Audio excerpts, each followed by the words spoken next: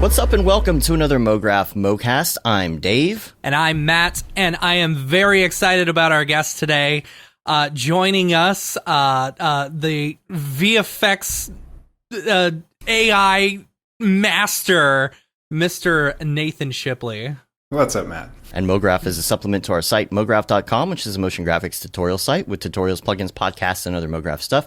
And on the show, we talk about everything ranging from motion graphics to Cinema 4D, After Effects, plugins, render engines, doing business, doing taxes, being a contractor, or working for the man. You can email us, info@mograph.com. Let us know what you think about the show. Questions, comments, concerns, grievances, queries, artist suggestions. We're on Facebook, Twitter, Instagram, YouTube, mograph.com.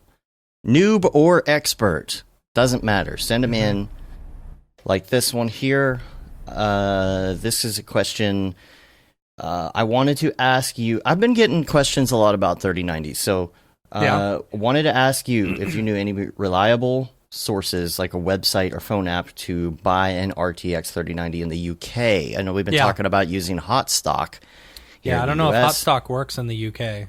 I don't think it probably does, but if anybody knows of one, put the call out there. Also, is this a good moment to buy one? Now, this is the question that's been coming in. Got some Instagram questions. 2 months ago about would have that been a as well. good time to buy them. Well, or at least in the US, because now the tariffs are hitting. It's going to be more expensive. The thing is, it's a good moment to buy one when you can get one at a decent price. If you want one so bad that you're willing to spend the extra $1,000 on it or whatever, feel free. But we have found them at the Founders Editions, the regular prices, by just waiting. Yeah. And so that's my advice. If you don't have to have one today, just...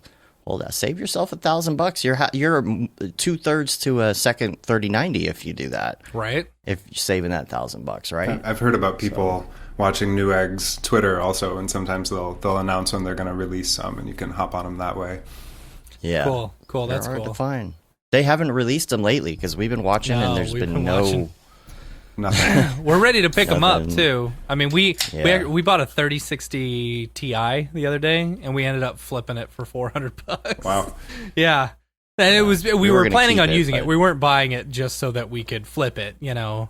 But yeah, We changed our minds. we changed our mind. We were going to go all 3090s. 3090s. Yeah. Right. And then I was like, all right, let's go ahead and sell this. And I sold it in 25 minutes. Wow. Yeah. It's pretty nice. Yeah, you can tell. That's the thing. Everybody's buying them to flip them. So, Or to not mine everybody, but- cryptocurrency right now. Yeah, mining Because too. that's ridiculously high. Thanks, Elon Musk. right. Yeah. So, I mean, honestly, we'll be looking for that UK version, but just whenever you need one that bad for that price is when you buy one. You know, I would wait. I think you get it the regular price on the reg pretty soon. Yeah. You know, If you're once not they in our finally Slack keep up or channel catch as well, up. come join Yeah. the Slack channel. Send us a request. info@mograph.com, and we'll get you hooked up. I read them basically the second they come in and send. I'm in charge of that.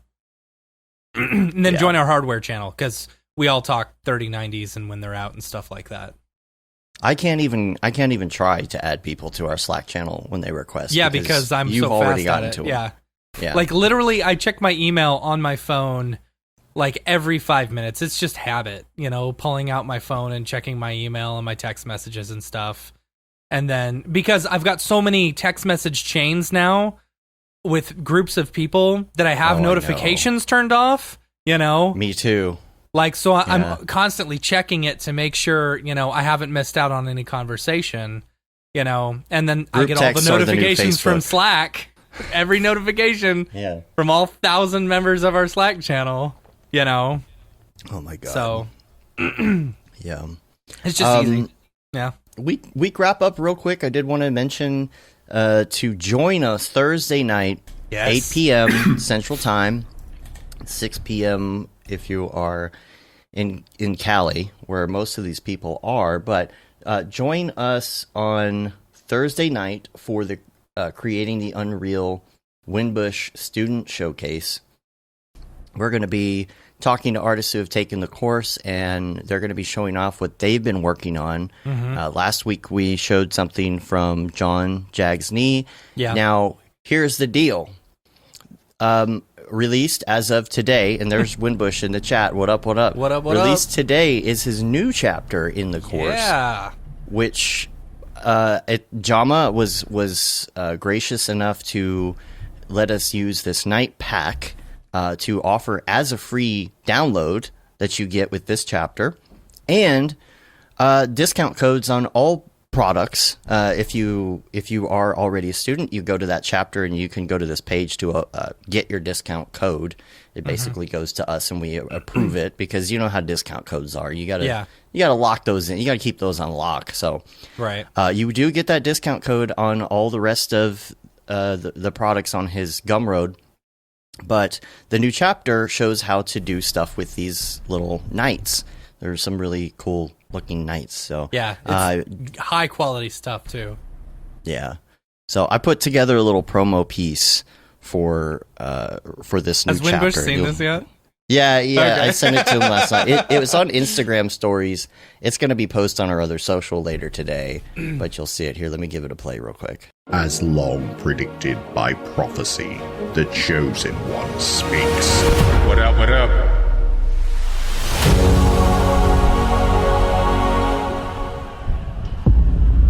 Love it. I spend way too much time working on that this weekend. It was supposed to be, you start out, you're like, oh, I'll just do this little thing for fun. And then like 24 hours later, you're like, man, this is supposed to be like a real quick thing.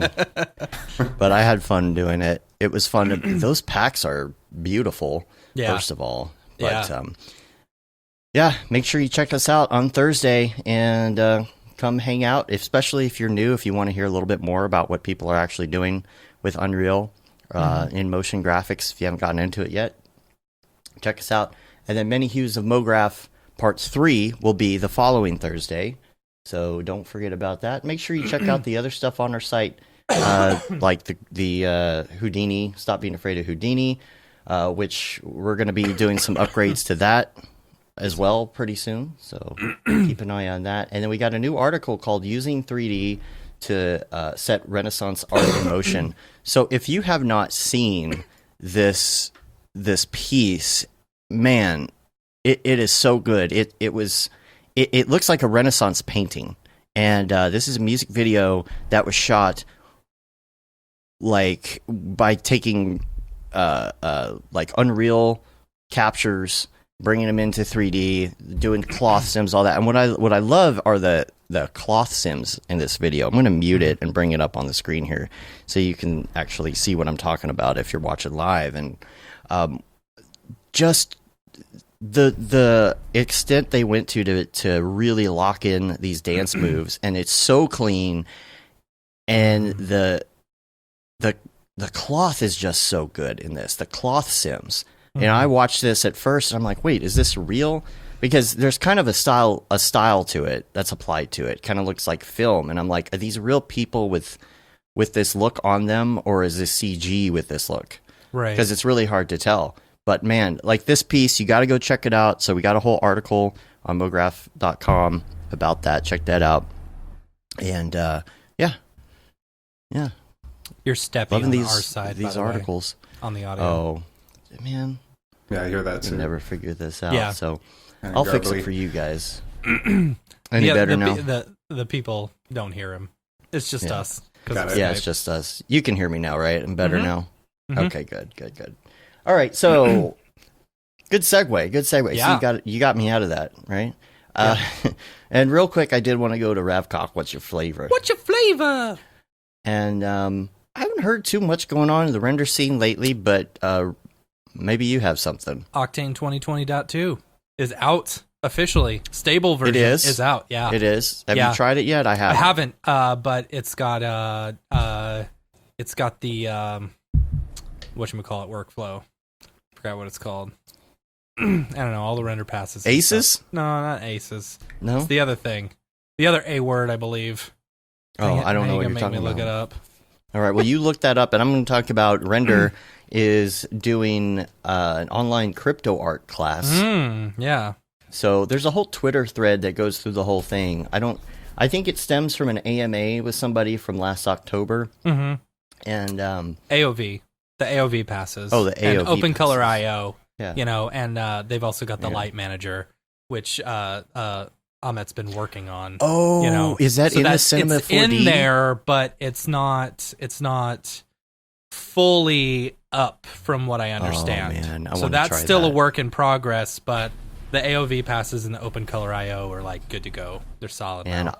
I've been doing so much with doing like light exclusions lately, and I would love that manager right now because it gets so complicated. Remember, okay, you got to go to the Octane tag, and then you got to remember give that which the right one properties is turned off and on and stuff. Yeah, for each one, and and then if too many things are off, certain things turn black because they don't have any lights. I'm looking forward to that. So let's talk to Nathan now about stuff and things that he's done. First of all, let's start from the very beginning because we have not met you in person before. It's COVID times. We're meeting our new friends on the internet now. The first time I think I had seen your stuff around, but what I instantly started following you when you started doing the Beeple AI stuff. Oh, cool. I was in Denver with Mike, and he was like, "Dude, you got to check this thing out," and he shows me. I was like, "Oh man, that's an instant follow right there." That's awesome. Well, and I've been like, as cool as that was, I think the stuff that you're doing now is absolutely incredible. Yeah. Cool. Thank you. But how did you get to this point? Yeah, so that's a great question. I come from a Mograph background. I've been, doing After Effects since like 2003, I think. And I do 3D and Maya, but I've always been, a little bit more on the technical side. I will be writing scripts and stuff and expressions to do things. And my last title before my current job was technical director with a group of about 10 animators that I worked with. And so I did animation and I did, 3D and rendering, but it would always be projects that kind of lean a little bit more on the nerd side, I guess. And so I'm at an advertising agency which has a relationship with the Salvador Dali Museum.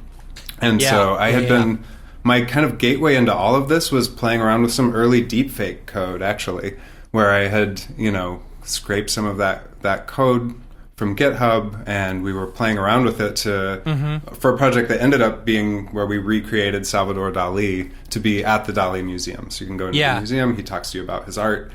And it was this kind of crazy learning curve to get to the point where you're basically running these Python scripts in the terminal, and it's a very different workflow from what a lot of people are used to. But it kind of made me aware of all that stuff. And then I saw the things that people started doing with GANs. So what's generative. GANs? So that is a kind of AI architecture, GAN. So a generative adversarial network. And it gets pretty nerdy in a hurry. But this particular kind of network, one of the things that it can do is sort of replicate things that it has seen, right? And so I saw some results people, kind of academics, were posting with this, and it was like, oh my God, how did they do that? What is this thing? And so I started trying to read and to understand, and I ended up I got the boss to send me to a conference, actually, to a thing at MIT called Ganocracy. And nice. I was, learning more about all this stuff, and I finally had enough understanding where I could try it. And so what you do is sort of build like a data set of things that you want the AI to learn from, right? And so the ones that they had published, initially NVIDIA released this code for this particular network that's called StyleGAN. They did it with faces. So if you've ever been to the website... Is that the one where they had they took a whole bunch of faces and then they just made random faces from it? And they said, none of these people are actually real? Exactly, yeah. This person does not exist.com is all NVIDIA's StyleGAN people. That's cool. From a data set of Flickr, basically. They scraped Flickr for like 70,000 images. But you don't have to show it people. You could show it, cats or cars or dogs. And some of the kind of things that they did. Beeple artwork. Exactly. Yeah. So that's when I was like, well, what if we scrape Beeple's Instagram and throw that in there? And so I did. And then it started to just make this beautiful stuff and so I kept tagging him in my posts, and it must have been when you guys were talking to him, because I remember flipping out when he messaged me, and I was like, oh my God, people just saw this thing, and he's like, what is this? What are you doing? And so that was kind of the beginning of doing this generative work, which has led me, further down this path into doing these face recreations that I'm doing right now. How does it work? Like how? That's the thing. Like, what is the process in a nutshell of getting to this? But like, how are you feeding this? And like, are there parameters? Like, what is the? And you're saying you're feeding like people's Instagram? Are you just putting a link in there and saying, "All right, do this," and it takes 3 seconds, or does it take time in order to like? Curation. In order to like analyze every frame. Yeah, so these are great questions. And it's not a link, but I'll actually create a data set of images. So I scraped his Instagram and saved everything as an image. And then essentially what you end up with sort of a folder of files. And what it will do is it kind of looks at all of these and learns what makes them similar and different and all the things that make them what they are. And it takes what it's learned and puts it into a thing called a model of this neural network, which is a file that's like 380 megs. And inside this 380 megabyte file are all of the different settings for all of the neurons in the network that can make the art like what you're playing right now. So wow. There are a bunch of parameters, there are a bunch of controls. There's kind of a whole new language of stuff to learn to get to where you can kind of play with this more effectively, I suppose. But it's kind of amazing to take something like this and then you're just generating more stuff that kind of feels like something, that people could have made. Right. Or, people are doing it with all sorts of different data sets. It's kind of fascinating to see what things people will collect and put together. The quality of the images that you put in matters. If they're all similar enough, then you'll start to make new things. Like the faces, that when they did that, they're all aligned so the eyes and the mouths are all centered up at the exact same part. So it starts to generalize what a human face looks like in these different levels of detail that go through the neural network. And so man, I could just put this on like all day. It's like hours of this. Right? This is, just throw it on in the background. Stare at and that thing you're playing. With some Sigur Rós or something. Right, yeah. Let's make it real moody. The thing that you're playing is a 2-hour loop, but it's actually, it could be infinite, right? That's what's sort of kind of hard to even understand, I think, of like, we could just let that keep going. And I actually have built a live player where it'll take one of these. It's like potentially for a client project, so I haven't released it yet, but where it would just take one of these models that you build and then just in real time generate output that would go on forever and never repeat of whatever it's learned from.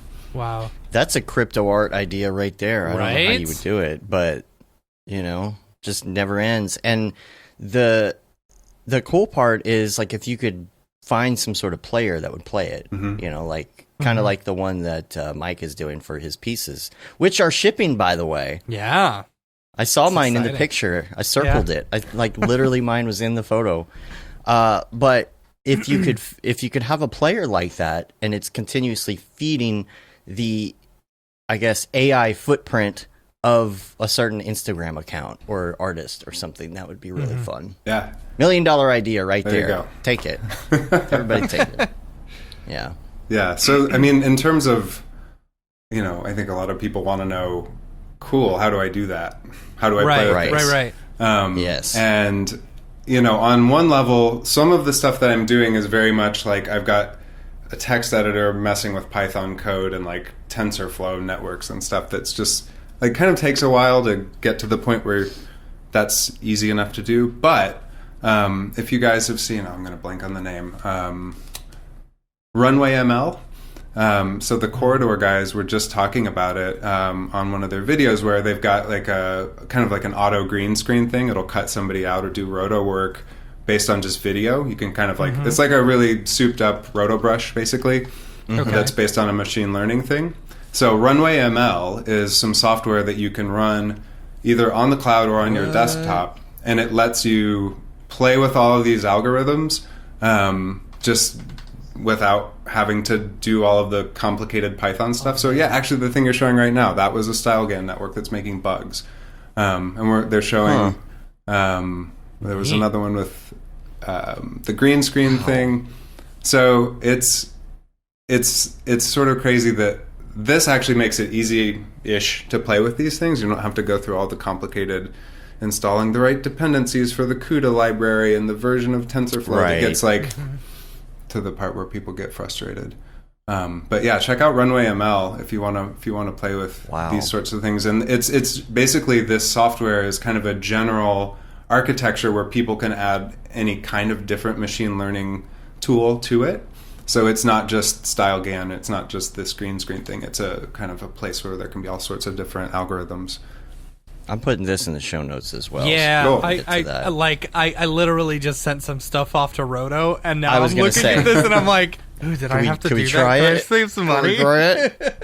Check her jabs. Check out the corridor video. They just posted one, and at the end, one of the guys is kind of going on about how crazy AI and machine learning is going to be for all of the work that we do all the time. And I was chatting with my coworkers, and I was like, he sounds like me going on about this. Just like, this is crazy. Like, you guys don't understand. So, yeah. You're that meme of the guy from Always Sunny, like with all the strings attached and a cigarette. Yeah, that's me. I'll also put the thispersondoesnotexist.com into the show notes as well. So is this all it is? Is it just it's a different person every time? Yeah. So this thing is, these people are totally generated by StyleGAN, trained on the Flickr Faces HQ dataset is what it's called. And so this is kind of like the most basic level at which you could use this stuff to just like throw some random numbers into it and it's going to make a face. Throw some other random numbers and it makes a different face. And sometimes they're kind of messed up, like that one you've got up there right now with some weird... Yeah. But like, can you use this for something? Like, if you need a picture of someone for something... Yeah, I mean, if they're just randomly creating it, can you just right-click Save As and no one will ever know because you're never going to hit that one ever again? There was an article about, I think it was like an actual spy that used one of these images as like a profile picture on LinkedIn or something. Yeah. And I've seen also a stock image company that generates people. And so you just have, an infinite amount of people. And like, that's one level of it, right? But then beyond that, if you want to go into, whoa, we got this scary looking guy. Yeah, that was fantastic. You get some really scary accidents in there. Yeah. But what gets really interesting is then when you start to mix the different layers of it together to change the attributes of the face. So we could take that same face and then make that person be smiling or, change their skin color or change the lighting. And it all just looks realistic. So this is like, some of these tools are starting to come into Photoshop and that kind of new beta machine learning section they've got of the effects. I think we're going to start to see more and more of it in accessible tools. StyleGAN. That is unbelievable. That is, I mean, some of these are just, they're perfect. Like, you don't see any weirdness in them. Yeah. Some of them you do. So but let me ask you this: like, to say you wanted to create another person GAN, like a Beeple GAN. You wanted to do another artist, right?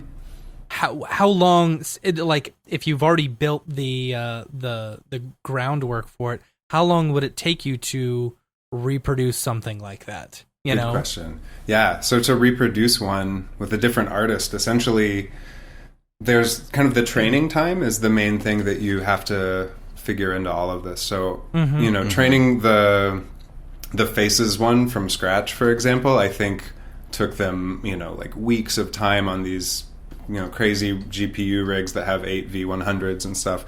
And the Beeple one, I think I did, that was about a week worth of training.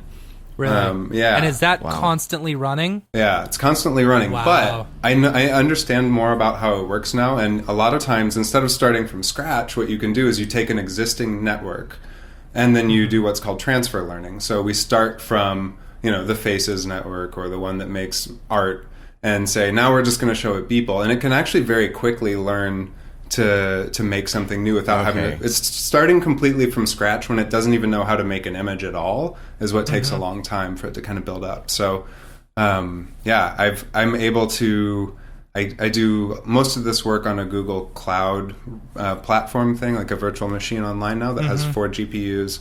And it'll be, usually a few hours of training before you start to get something where you're like, oh, okay, cool. That kind of looks like the thing. And then you let it go a little further, and it'll get more refined. And you can, tweak the settings and all that. But you have that starting point for certain pieces of it. So you're forking out every time you start, I guess. Yeah, and I think that's part of point. That's kind of part of the art of it, and the process too, is kind of creating things as you go, and saving this, and then knowing, okay, cool, I've built one with wiki art and another one with Beeple, and so I could start from Beeple, show it something else. But there's also tools that let you blend the networks together, so we could take a mix of Beeple and something else, and then you get this sort of weird thing in the middle that sort of looks like one, sort of looks like the other. Is that how they got the very first time we had ever heard of this, or I had ever heard of this, was the Google deep learning stuff with it was weird eyeballs and animals and super weird trippy colors and stuff like that. Oh, are you thinking of Deep Dream? Deep Dream, yes. Yeah, so this is a different kind of neural network, but in the sense that it's also AI, machine learning technology. Yes, that was some of the first stuff that people got excited about with this. And that one, aesthetically, I never loved that one. I was like, I'm not that into fractals. But the technology is really fascinating. That it's kind of generating one image, and then it's saying, okay, what does that look like based on what I know? And then it takes the answer to that question and shows it again and again and again, and you get this recursive thing where it sort of interprets itself and loops and does this crazy fractal stuff. So yeah, that was kind of early days of this Deep Dream. Setting up the Google stuff though for calculating all of that, how difficult is that to spin up a server and get it ready to do that? Is there a lot of installation? Can you do clones of servers? What's the process? The process is arduous enough that it's not very straightforward. You definitely to use it at that level, you need to be really comfortable with Linux and installing packages and not me. No. Yeah. But that said, this is kind of where Runway ML comes in, because I think you can actually do your own training on there. And then the other thing you'll see people posting links to as you start to kind of follow these are a service that Google has called Collaboratory. So you'll see Google Colab link to this thing, for example. And essentially it lets you use a server with a GPU and run Python code on it. And so people will say okay, here's a way that you can play with our network on Colab. And so you kind of it looks kind of technical, but it's not actually that complicated, where you just kind of press play on these cells and it runs that code. And so I don't know. I think I've actually seen that there are some StyleGAN training collabs out there.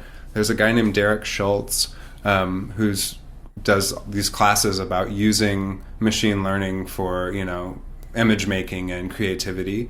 And he releases a bunch of them on YouTube. I think his channel is called BustBright. So if you're interested in checking some of this stuff out and want to kind of dive into it, I would highly recommend checking that out. That'd be a good one for the notes, I'd say. Because it's actually somebody it's technical, but he explains it in a way that you can follow in kind of a class format. And he talks a lot about doing it on Colab, which can be free, actually, to start with. So, okay. Yeah. Okay.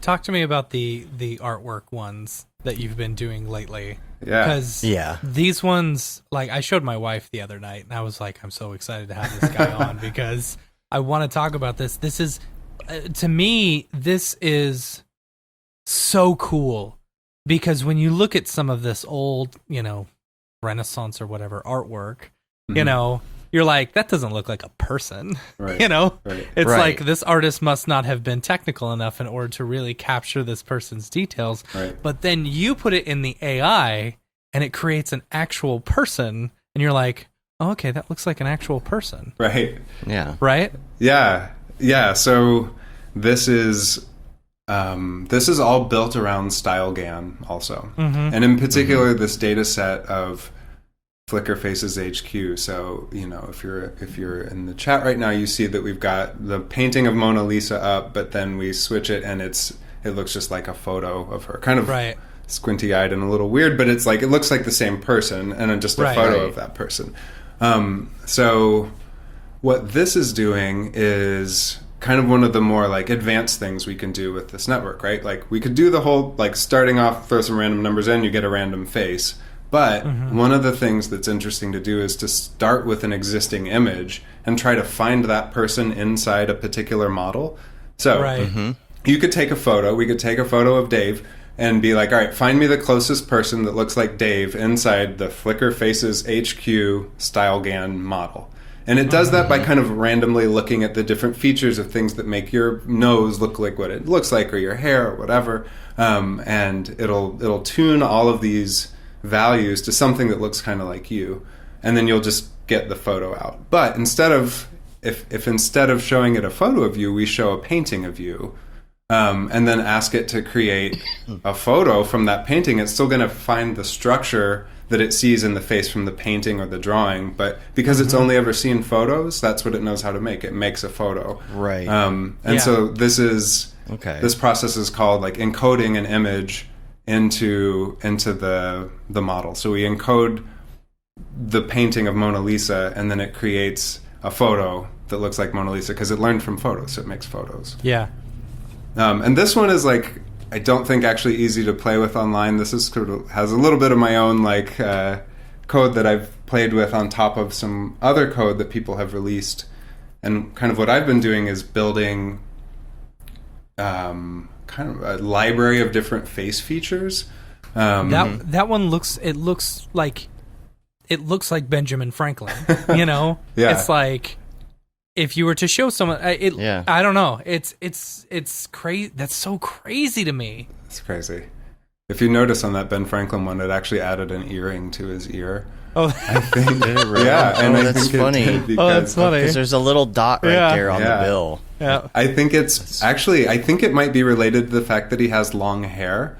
And so when the AI learned what people look like, most of the long hair would be on females with earrings, and so it might associate that with, this maybe is a female face, so add an earring. You look at George Washington, you know, and here it's like, okay, it looks weird, but then like as far as the picture of him, but then the actual image of what he looks like, you know, in the AI, it's like, okay, I could see that being a real person. Mm-hmm. Yeah, but if you Andrew don't Jackson get looks a little bit effeminate. Yeah, but if you don't get the right result, like let's say that you programmed Ben Franklin here, and then it just doesn't look like Ben Franklin, how hard is it to go back and fix, retrain? Is it a matter of random seed? Do you have a random seed at that point? Or is it like, no, this is the set and you're going to have to backtrack and change some things to get a different output? That's a really good question. And the answer is that there is a random seed, and it does affect what the output looks like, because, you know, all of this is built on this particular combination of variables from like what it learned from, the way I set it, and what random place it starts from when it's looking.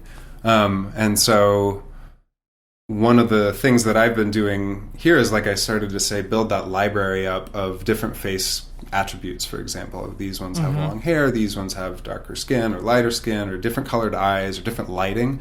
And so I could find, you know, I could take the attributes of like an older looking white guy if I want to try to create my Ben Franklin thing now. I actually didn't know how to do that when I was doing the Ben Franklin ones, because this has been this like ongoing experiment basically that I'm kind of sharing as I go.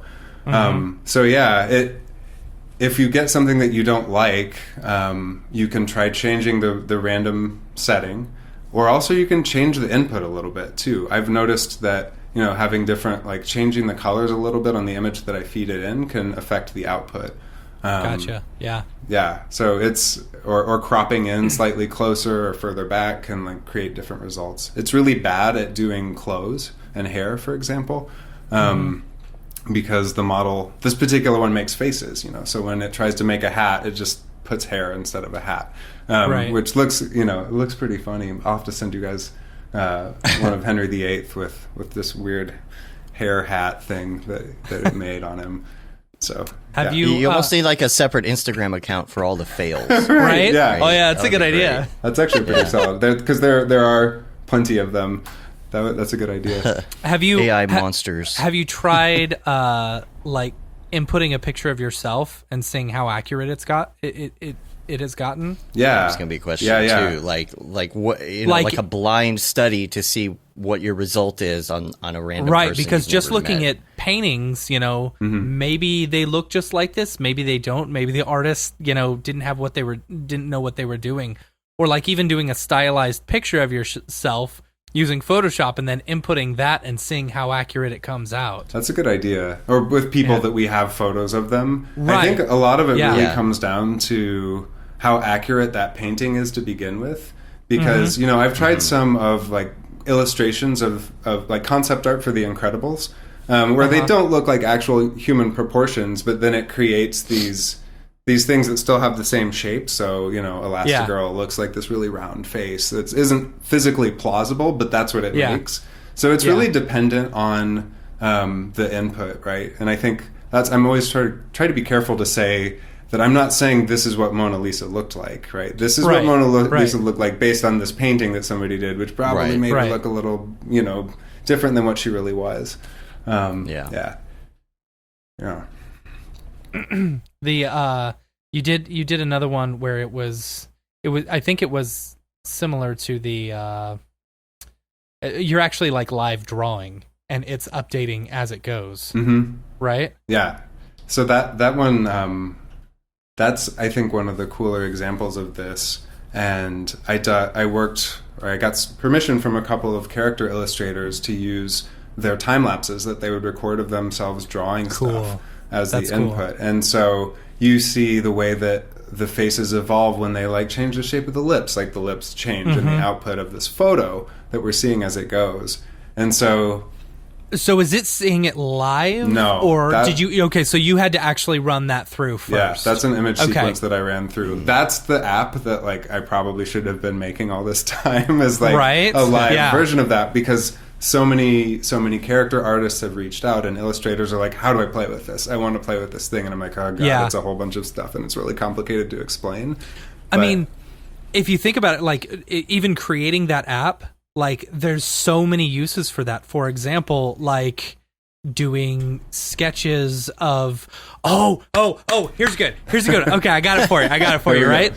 Okay, so take like crime artists' sketches of what they've said and see how close it gets to like the actual murderer or whatever. I actually think that's a really good idea. Imagine this tool that I think they have things, for, John Doe sketch artists or whatever, that they have some more modern tools to do that stuff, but imagine hooking that up to this where, we could have a little dial to control like the age or the shape of the mouth, all that kind of stuff. Or you could just draw it and directly see the output.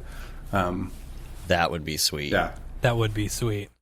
Jeff asks, is it possible to have it create 3D meshes, or is it just creating 2D? That's a good question. That's a great question. This particular network is just working with RGB images, but other people are using other ones to create actual 3D meshes. And I haven't dived into that too much, but I've read some papers. A lot of the stuff that you see will end up just being like these kind of very academic level paper where it was like probabilistic modeling of non-manifold geometry, and you're like, okay, cool. And what that means is like, we made a 3D chair, look at it. But what's interesting about it is like, moving beyond the chair models, there's, artists, there's a sculptor named Ben Snell who uses a GAN to create 3D geometry, and then he actually physically makes the stuff in the real world that the 3D generative model produced. So, that's... I actually just saw one I should look this morning about a GAN that would be used to do character animation, where you define like a few poses and some bones, and then it can automatically do a walk cycle. It looked kind of like messy compared to like, I don't think anybody here would want to use it for production, but like the fact that it's doing that and it's kind of automatic shows that there's a lot of things like that are going to start to be things we can use on a day-to-day basis. You have so many different ways you do this. Like you've got the ones that are like Disney characters that are animated from people's mouth and facial movements. This is interesting. First of all, on the left you've got a real person, on the right you've got the result. The person on the left is she tracked? Is she stabilized? I think she is. Yeah. So that's a woman named Bella Porch on TikTok, and so she posts a bunch of videos of her. She's very expressive. There's a thing called Face Zoom. Yeah. That it's like a plugin that they use on TikTok. Yeah. Where and it it keeps just your face stabilizes the face. Yeah. Yeah. I see. So but she is incredibly expressive. Yeah. Like incredibly expressive to begin with. So I imagine this is a really good sample. Totally. And so this one that we're looking at is actually like, this is two entirely different things than what we've been talking about. There's no style GAN in the animation here. This is a tool called First Order Motion, which is another kind of neural network architecture that can take motion from one face and apply it to another, basically.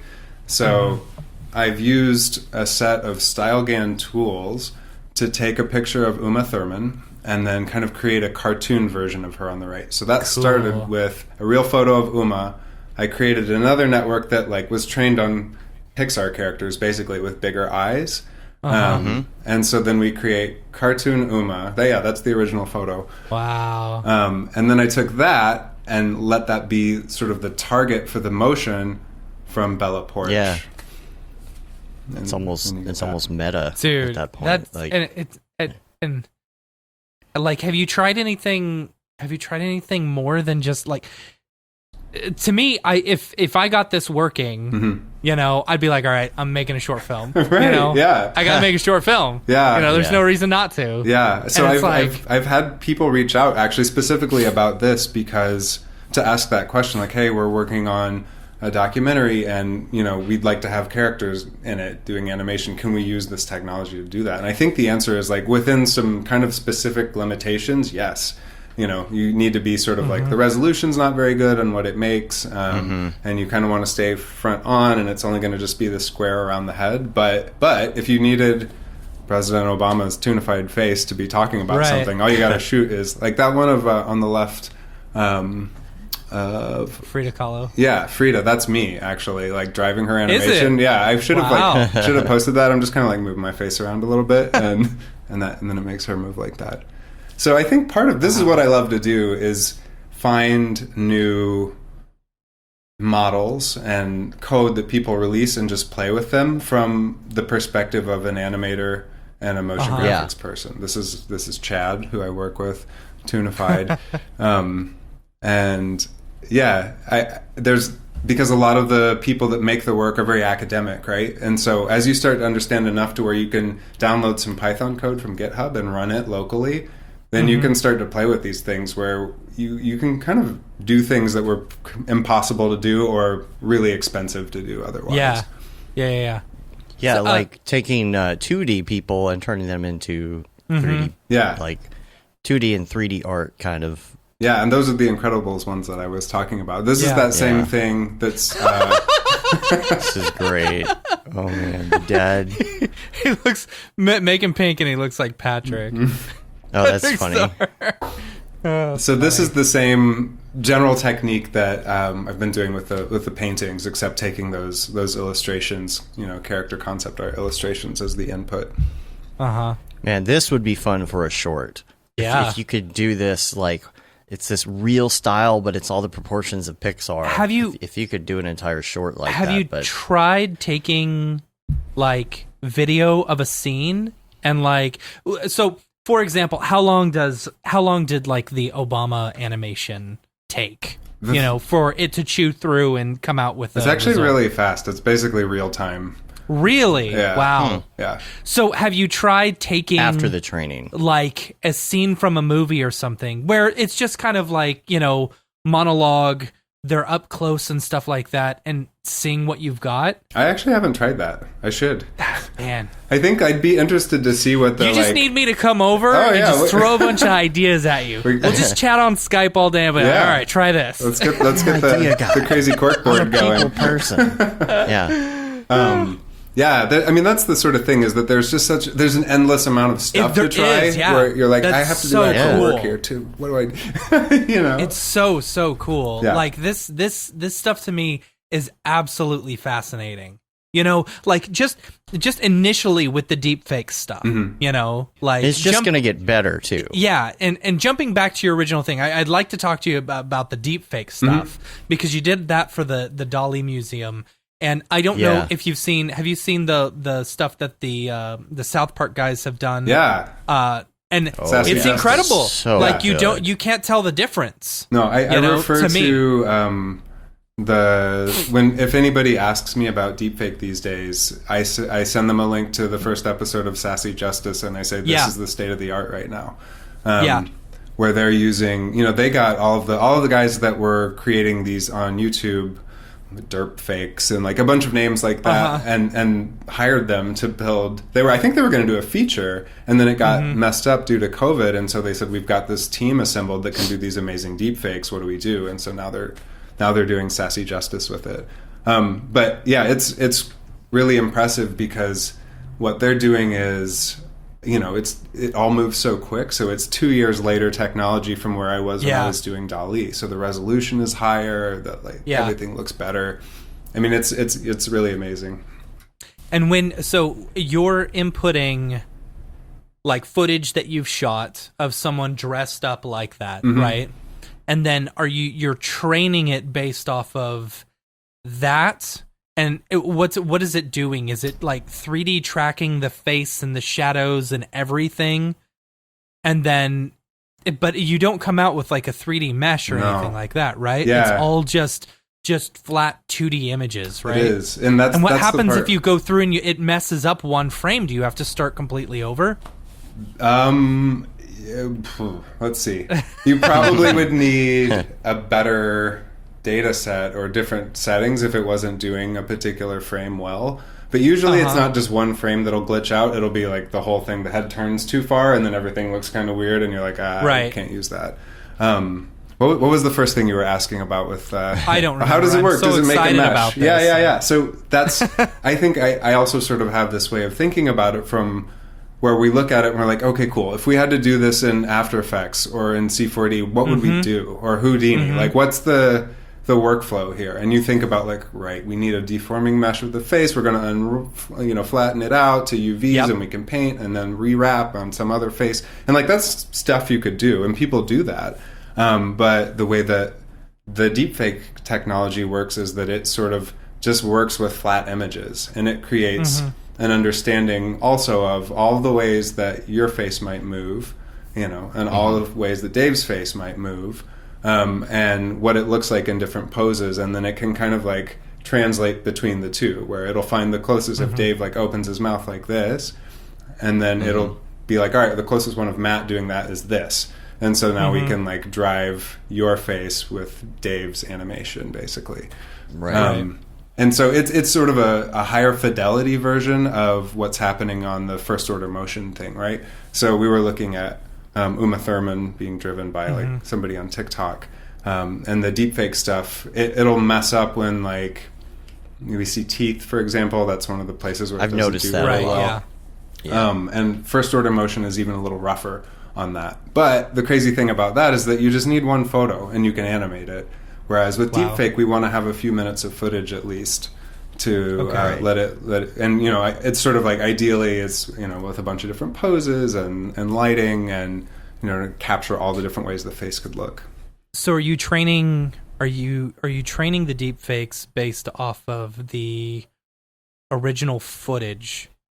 And then saying, okay, learn off of this, and then here's a bunch of images of this person. You know what I'm saying? Yeah. Or is it like, here is one image of this person, and I want you to stick that on this person's face? So, through all these images. Yeah. It's sort of like, think of it for deepfake in the way that they're doing it on Sassy Justice. Imagine it's basically like 2 buckets of video that it's going to learn from, right? So we would learn from... For the DALL-E project, for example, we found an old interview of Salvador Dali from the 50s or something, where he was sitting there. It was in French. It was black and white. But the camera held still, and we got like 3 minutes of him talking, and that ended up being the best thing for it to learn from. And so then you get an actor who has more or less the same body, the same hair, roughly the same age as DALL-E, and then you're going to replace his face. And so it learns both of their faces, and then it takes the expressions of the actor and drives DALL-E's face with that. So have you run into issues before, like if you do like people with glasses? Like when I watched the DALL-E thing, I was like, okay, that mustache had to have been a pain in the ass. It probably clipped at times when it was turning, So we worried about the mustache too, because we were like, that's not going to work. And it was just like, oh yeah, the mustache is fine. It just worked. It just came out. And in fact, we had our actor initially, he had a mustache in an early test. And sometimes the mustache he had would stick out too far, and then I would have to do this paint work to remove the real mustache from the scene, because it was the deepfake mustache wasn't lining up with it. Right. So we, in the end, told him to just take his mustache off, and it pulled the mustache from the archival footage of DALL-E. Interesting. Yeah. Is this at the one in London? It's in St. Petersburg, Florida, actually. Okay. Yeah. Oh, okay. Yeah. All right. I knew there was one in London, but I didn't know if it was permanent or not. I was going to ask you too about the line, more like the line drawing ones, about because these look really cool. So I wanted to know about the training involved for this. Like what is this a mixture of? Like training with line drawings and landscapes? Or so these ones, some of these are people. These are some of my favorites actually that you've honed in on, and these are trained on a book from the Metropolitan Museum of Art that was released in the 60s, I think, of a bunch of etchings of from Aesop's Fables books. So they are woodcuts and etchings of illustrations of like the tortoise and the hare, for example, and that are, some of them are 500 years old, and it's a relatively small data set, a book. It's got, I think, 70 images in it. And so instead of showing it Beeple's work, for example, in this case, I took StyleGAN and I'm showing it this work, these etchings and woodcuts. And as it learns, I actually started on that one from a data set of paintings, right? And it starts to transform those into looking like the etchings now. So if you stop it before it's learned all the way how to do etchings, you get this moment where it's a mix between the two, and some super fascinating stuff happens. There's actually, if you go to my site, NathanShipley.com, there's a GAN section at the top, and I think there's a link to this project that shows you what some of the input art actually looks like for that. You can check it out. Yeah. Here we go. Oh yeah, you have a bunch more stuff on your site. This is good. Yeah, I'll have this in the show notes as well. Cool. So this is the page you were talking about, right? The yeah. AI again. Cool. So there's one of them, I think, called Aesop's at the top that will give you you can kind of see what the source stuff looks like. It's all just one big page, but those are some of the illustrations that it learned from. Oh wow. Yeah, you can definitely see it.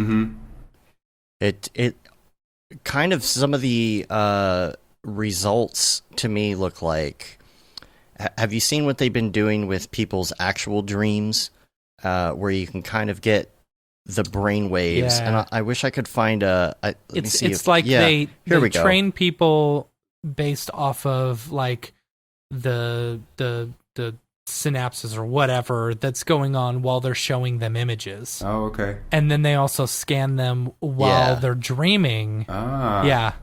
And they're almost able to, what you see on the right there is what the brain saw in that activity. Let me go back here, but look at the similarities. Yeah. It looks like a GAN. Yeah. Mm-hmm. That's what's so interesting to see. Like, this is what's being reproduced. It's so weird. And that's an interesting concept, though, because like a lot of the way that the neural network training stuff works, I mean, people always say like, well, it's a black box in the middle, and like what that means is that, I think StyleGAN has like, I don't know, like 60 million parameters or whatever. 60 million different neurons make up the middle of this network, and depending on how they're weighted, whether they're like what their values are, it'll make something different. And So you get these sort of like emergent knowledge that happens inside this network that you can't really look at, or it's not easy to look at. Where I wonder if it's doing something like that with the brain things as well. It can take these complex signals that we would never be able to look at and be like, okay, cool, so this is somebody's brain activity. I have no idea what this means, but it finds patterns that we wouldn't see, and it knows they're associated with like a picture of a dog because we showed the guy the dog and then his brain did this. So yeah, I'm spitballing here, but I don't know. Yeah. So are you planning on taking any of these and doing crypto art with them? Oh man, that's the next question. I have I am consider myself to be a crypto art skeptic for right now. I am all right. I am actually like I'm not sold on crypto until you make a drop and make $250,000 in 5 minutes, and you're like, I'm all about this crypto art. I know. I have like, I love that Beeple made like $3.5 million. Like that guy has worked really hard for 14 years, and I'm like, awesome.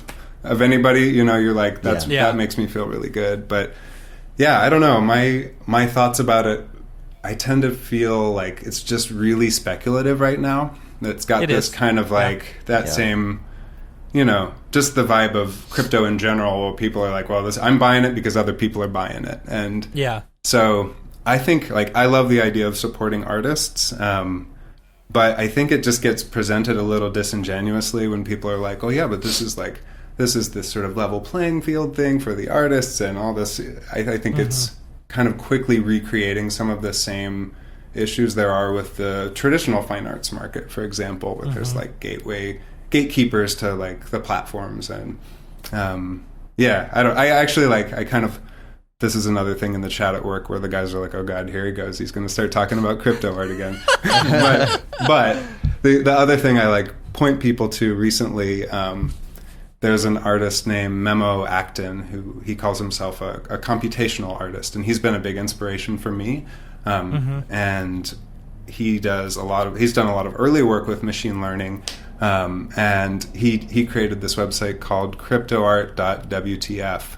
And his what goes along with that is this Medium article called like the unreasonable ecological cost of crypto art, and where he's basically looking into like it takes this sort of insane amount of energy to just do one mouse click transaction. It's like the same amount of energy that a household uses for a month is what it takes to do one of those things. So I think like. Yeah, I don't know. I would like to say in retort to that, because we had this discussion either last week or the week before. Like, for example, I mine Bitcoin. When my computers aren't running, I just let them mine. And so I know that does take energy, but here in Texas, we get to choose. We have the right to choose whatever electricity company and we want. And so I go with 100% renewable energy every single time, that I'm not intentionally hurting the environment by doing that. Yeah, I think and making choices like that is awesome, and I think that's really great. But there's, some videos in Memo's article about where they show the inside of crypto farms and stuff, the mining farms, where it's just like, oh my God, this like super loud fans with like gigantic stacks of cards just running, mining, making random numbers all day. The sound of thousands of NVIDIA fans. So I think, it just sort of feels like, there's certainly a lot of hype right now. And I think it's a good opportunity to sort of level set on this and try to like move forward intentionally, like what can these markets do to have a more reasonable ecological footprint, So this page you're on, this is cryptoart.wtf, and where on the side it's telling you the amount of energy used and the transactions related to that particular piece of crypto art. So yeah, I could keep going on about all this, but I'm just a little bit raised eyebrow about it all. I've yet to. My question about the energy consumption, and it's just because I don't quite understand, is wouldn't those tokens be generated anyway, even if the art wasn't attached to them? I don't think I'm like I understand this well enough to totally know the answer. Somebody brought that I don't up at think work so too. because I think it's Yeah. I think you're generating a specific type of token. It's not like, okay, this token is connected to a Bitcoin. You know, it's like I'm just you're trying to mining figure it out specifically for the art. And But where do these come from? That Where is, do yeah, that's these- another good question. It's like once Nifty, because when you buy something off of Nifty in the 5-minute window that you've got, you know, it takes a little bit to tell you what number you are and what your address is and what your token address is. Yeah. So Is it because it's generating that? They're mining these The way that- coins or whatever. actually, so Yeah. it's helpful to think about them not as coins because they are on the Ethereum blockchain specifically. They're called smart contracts, right? So the non-fungible token, like the NFT, is built around a thing that Ethereum lets you do that Bitcoin actually doesn't. I think called a smart contract, where you can kind of like put code into the block that's going to go on the public ledger, the like chain. a link to the art. Yeah, exactly. Yeah, Yeah. exactly. Yeah. Okay. And so by minting that piece and by buying it, you are creating a transaction on the blockchain. And I think it varies. Like Nifty, I think doesn't use as much much gas, is what they call it in Ethereum, and that's like the energy that it takes to run the transactions, to record this thing on the blockchain. It's like crazy to talk about all this, but I think Super Rare, for example, tracks all of the bids and the sales and the transfers on the blockchain. So those ones generate kind of a lot more energy than the Nifty ones. So I'd like to see the companies that are doing this to be just more transparent about it a little bit, because when Memo published this article, he was like, I'm not trying to take artists to task here. Like nobody knew this was happening, Right. Right. He's like, I'm not mad at you, and he actually, and I agree, like loves the idea of there being a way to like just completely digitally buy and sell art. But when we're just basically talking about kind of like a mouse click and keeping track of like, okay, cool, Dave bought something from Matt and it was this much money. Why does it have to be the same as like flying across the Atlantic? That's what I don't get. I don't even understand. Like we mine our own Bitcoin with our cards sometimes on the side, and it's like, well, even if we're doing this for a month, we're not using that much electricity. So I don't understand. Is this because of the fact that these have to be saved on a server, and then it's like an exponential cost over time? Yeah. I think the way I understand it, and like I'm going to just caveat all this that I'm like not an expert, but the way I understand it is that the blockchains are secure by this thing called proof of work, and so to hack it is really hard because it just takes a ton of compute. And so the way that we like put this transaction that says you bought that in the blockchain is by using a ton of compute power. And so that means that there are a bunch of servers all around the world that start generating random numbers until one of them hits the one that it needs to say like, all right, cool, that was what we needed to sort of like put this on the blockchain. Because they're stored, because they're all stored on all these different places, decentralized, in order to be secure. That's taking up. Interesting. Yeah. I listened to Winkleman's explanation of it on that School of Motion podcast, and he's describing it. Either him or EJ were describing it like there's a master spreadsheet that everybody has of all these verified numbers, and they all have to cross-reference with each other. Yeah, that tracks. Yeah. Interesting. Yeah, we're trying to figure out like all of this, and I think some people are getting like negative press for it. It's like, oh, you're doing crypto art; it's bad for the environment. It's like, okay, well, crypto in general is bad for the environment. Yeah. Right. So let's figure out the root problem, and if there's a solution.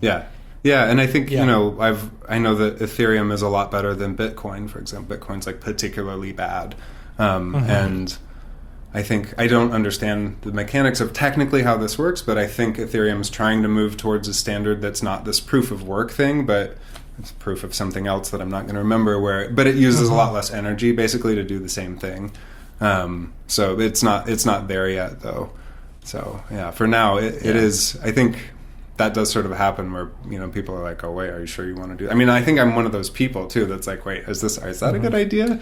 But it may also. So I was reading up somewhere where they were also saying Bitcoin has like this built-in, what is it? So for every like 210,000 blocks that are mined, the price that on return from mining actually gets cut in half. Mm-hmm. So there's like a built-in inflation for it. So you're having to do twice as much mining in order to get the same amount of cash back. Yeah. And so as I was it thinking keeps about that going the other and day. going and going, you know, eventually today, it's going like, to be so Crypto's like through the roof right now. yeah. Yeah. So, well, for today. Thanks, Right. Elon. But thanks, Elon. The Dogecoin commercial helped all of the I didn't see cryptos. I didn't You see didn't the- see the I did- Dogecoin Super Bowl commercial? I That was saw. all- I heard there was a need to go Reddit look at 5-second commercial. Saw the Reddit one, yeah. Yeah. Yeah, this was I don't think this actually aired. I was trying to figure out if this actually aired because it said Super Bowl. I'm sorry, the big game.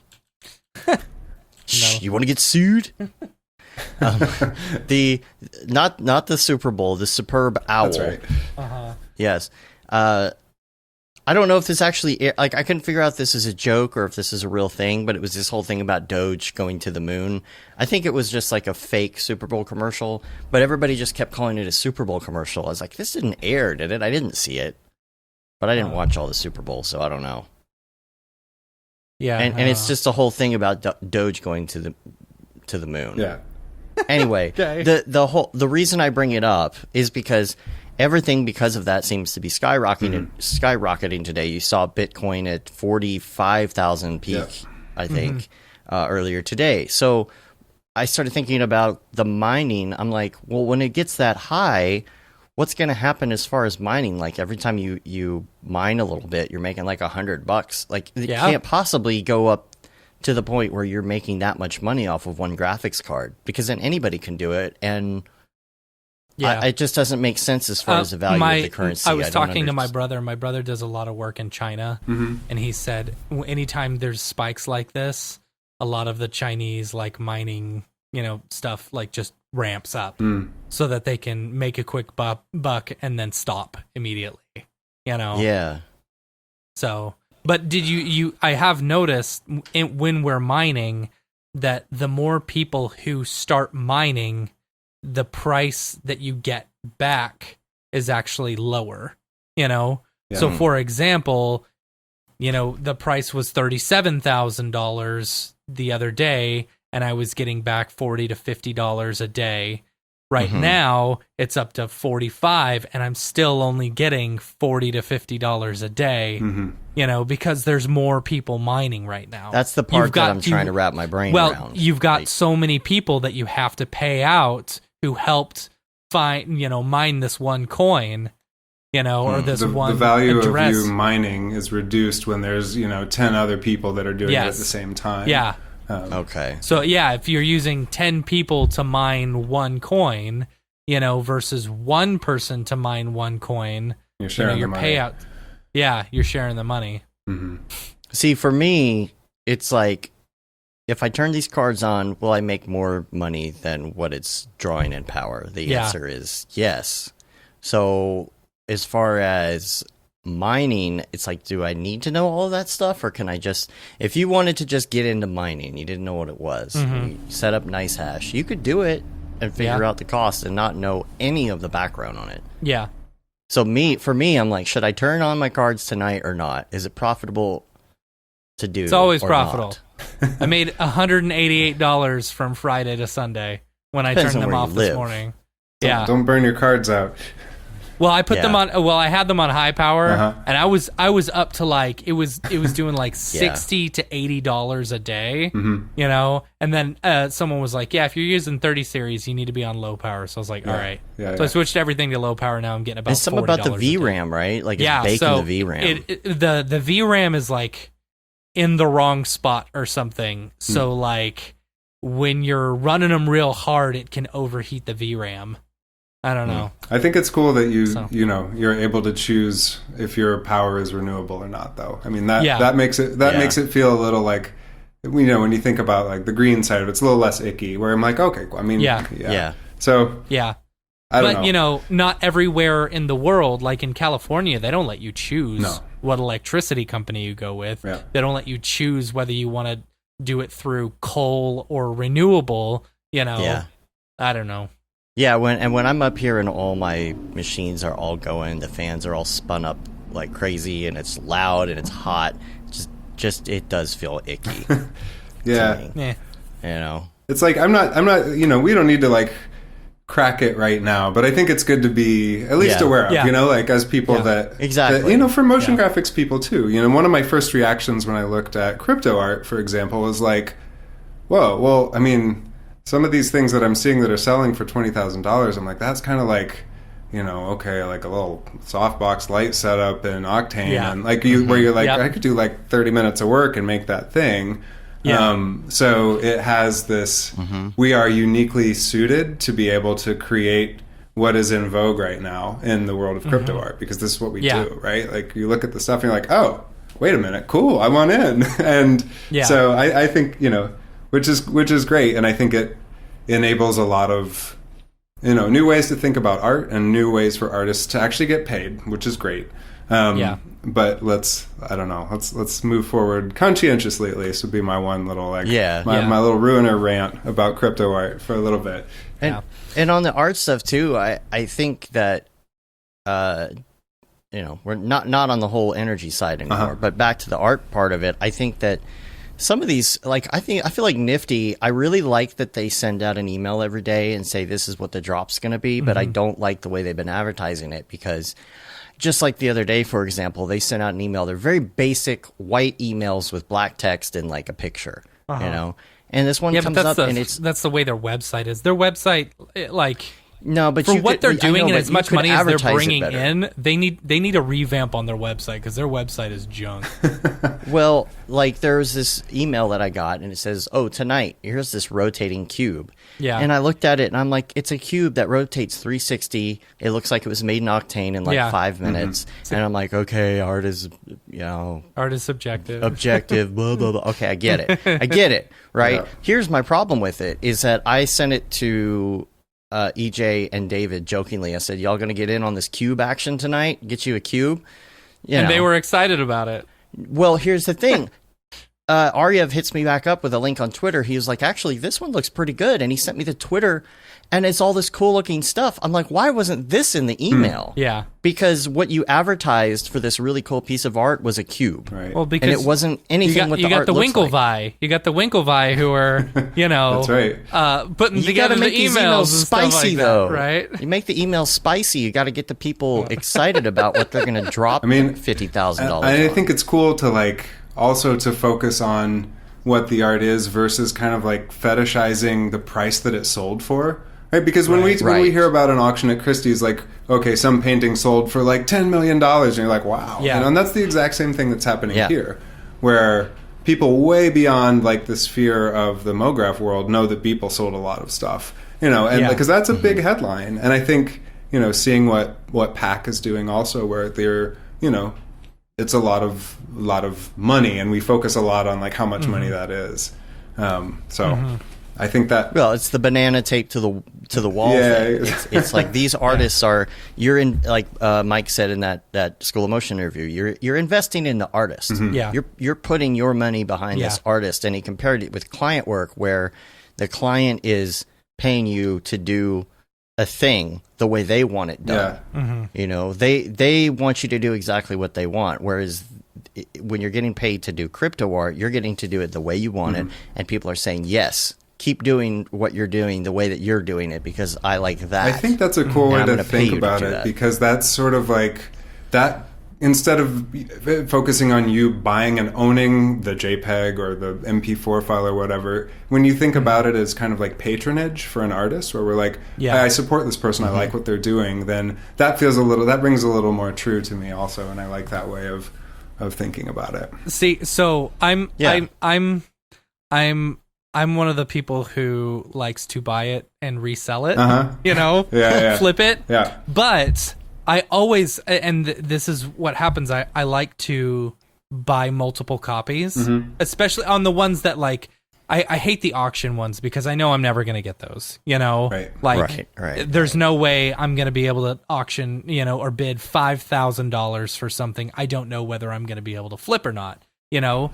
And like, for me, the collecting part of it, I really like the ones that are the 5-minute grabs, you know, grab as many as you can in 5 minutes because I can buy multiples of them, sell one of them, make my money back, and then collect another one. Yeah. You know? Because there's a bit of strategy in that because it's up to you to look at those and say, I feel like these are going to do well. Yeah. Because I know the artists. Right. And because I know their work and I feel like this one is the cooler out of these two. Whatever you're kind of going on a feel on that and not just trying to high bid on one piece. Right. Also, well, with Stuzor, you know, when Stuzor did his drop, I bought 3 of them. You know, because I think Stuzor is a really good artist, you know, supporting the artist. I just cashed in some Bitcoin in order to pay for it. No big deal. It hasn't made its money yet. I think once he makes his second drop or something like that, you know, it'll get there, you know. But in the meantime, I'm just collecting them. I'm just collecting them. When what's her name? Blake Catherine makes her drop on the 18th, I believe it is, you know. Oh man, you better believe I'm going to be buying a couple of those because Blake Catherine, I think, is a mega super talented artist. She's one of my favorites, and I'm mad that I didn't get in on the first drop because one, she's super talented, and 2, I know her stuff goes for more, so I can easily flip it. You know. Yeah, it's funny. So, and then, but there's some of these other artists, like for example, like what was it, Boss, dang it. Boss something. It was just recently. They were a Marvel artist, you know, where they were actually auctioning off. They auctioned off it was a Wonder Woman one and a Miles Morales one, and then also did like a Kobe Bryant one, you know, or LeBron James. I get the two confused. I don't remember which one died. Whichever one died. Kobe died. Kobe died. Okay, yeah. So they did a Kobe one. You know, and did 5 minutes. Boss Logic, thank you, Kevin. Yeah, because Kevin picked up one. And, like, people were able to turn around and flip those really quick, you know, and make a little bit of money. But the thing is, it's like you're taking a risk. It's like this person has 2.5 million followers. Their artwork is really good, but you don't know whether, like, okay, this artwork is crap, but for some reason it sold for $50,000. Here's a really talented artist, but you can't even make your money back on it, you know? Right. Yeah, it's like, I mean, a lot of it. I don't know. That's the confusing thing about some of the crypto art right now. Yeah, I don't know. Having that, you know, a lot of it is sort of like who's good at hyping stuff up on Twitter, or Instagram, right? You know. Yeah. So. Yeah, and speaking of LeBron James, let's talk about the big game. The big game. See, you don't know the difference between LeBron and Kobe, so I just figured I would just say. Oh no! You know what? I didn't even notice it. I'm sorry. Oh, okay. See, yeah. Obviously, you're not a golfer. I know they're both talented players in their respective. Well, field. one of them was, and one of them is. That's the difference. Sports ball.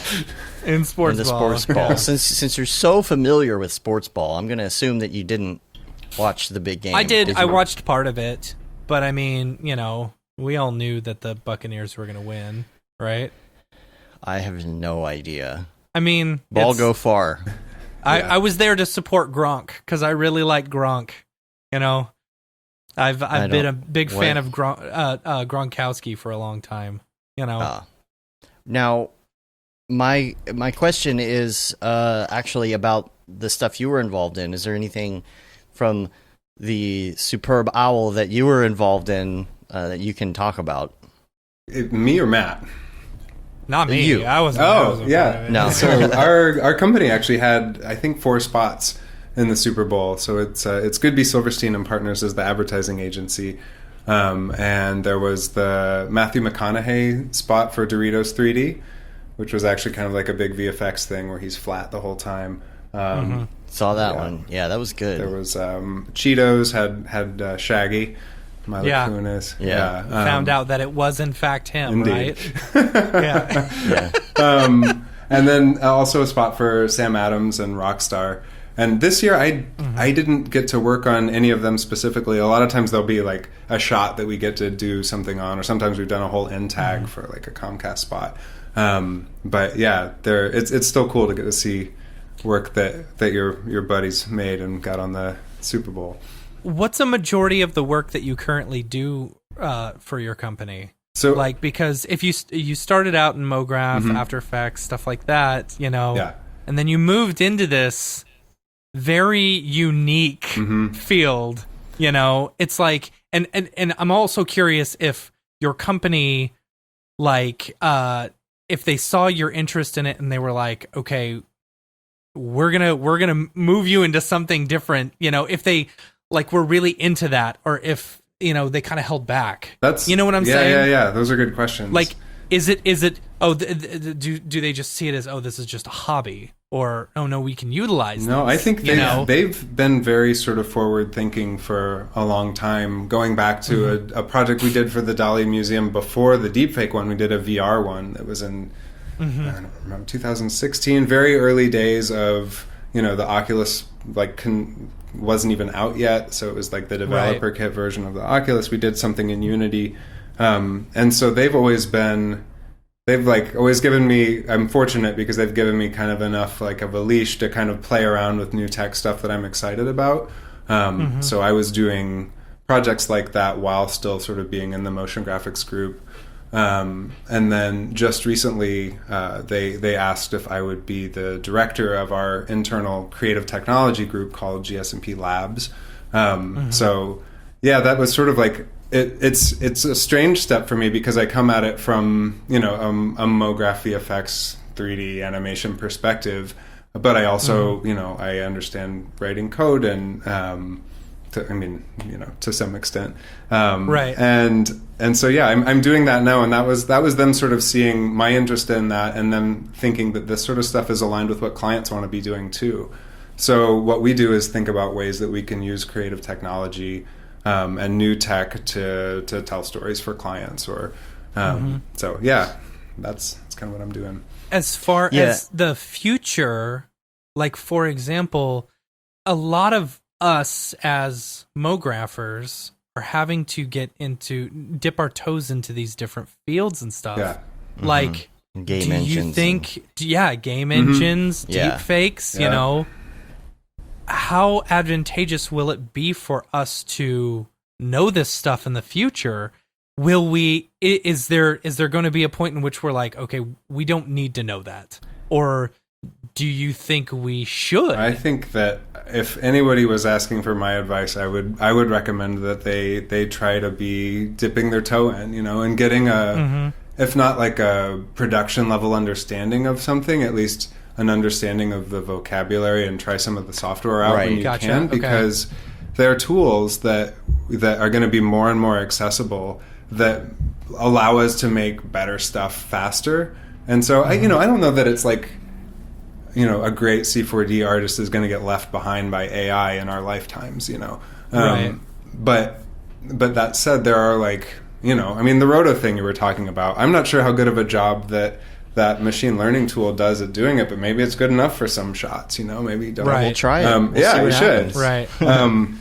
So I think that, for me, all of this stuff is, I always love, and I think this is a thing pretty common in the Mograph community, is that people are always interested in learning and trying new things and exploring. And so that's definitely true for me. And the things that I've been exploring in the world of AI and machine learning have opened other doors for me already. And, possibilities of things when you're in like a brief with an art director and a creative director, and they're like, could we do something like this? And you normally be like, well, it's going to be really expensive, or no. Or you could be like, actually, maybe we can do that. Let's try something. Yeah. So yeah, I think it's a lot to kind of take in, but it's well worth it.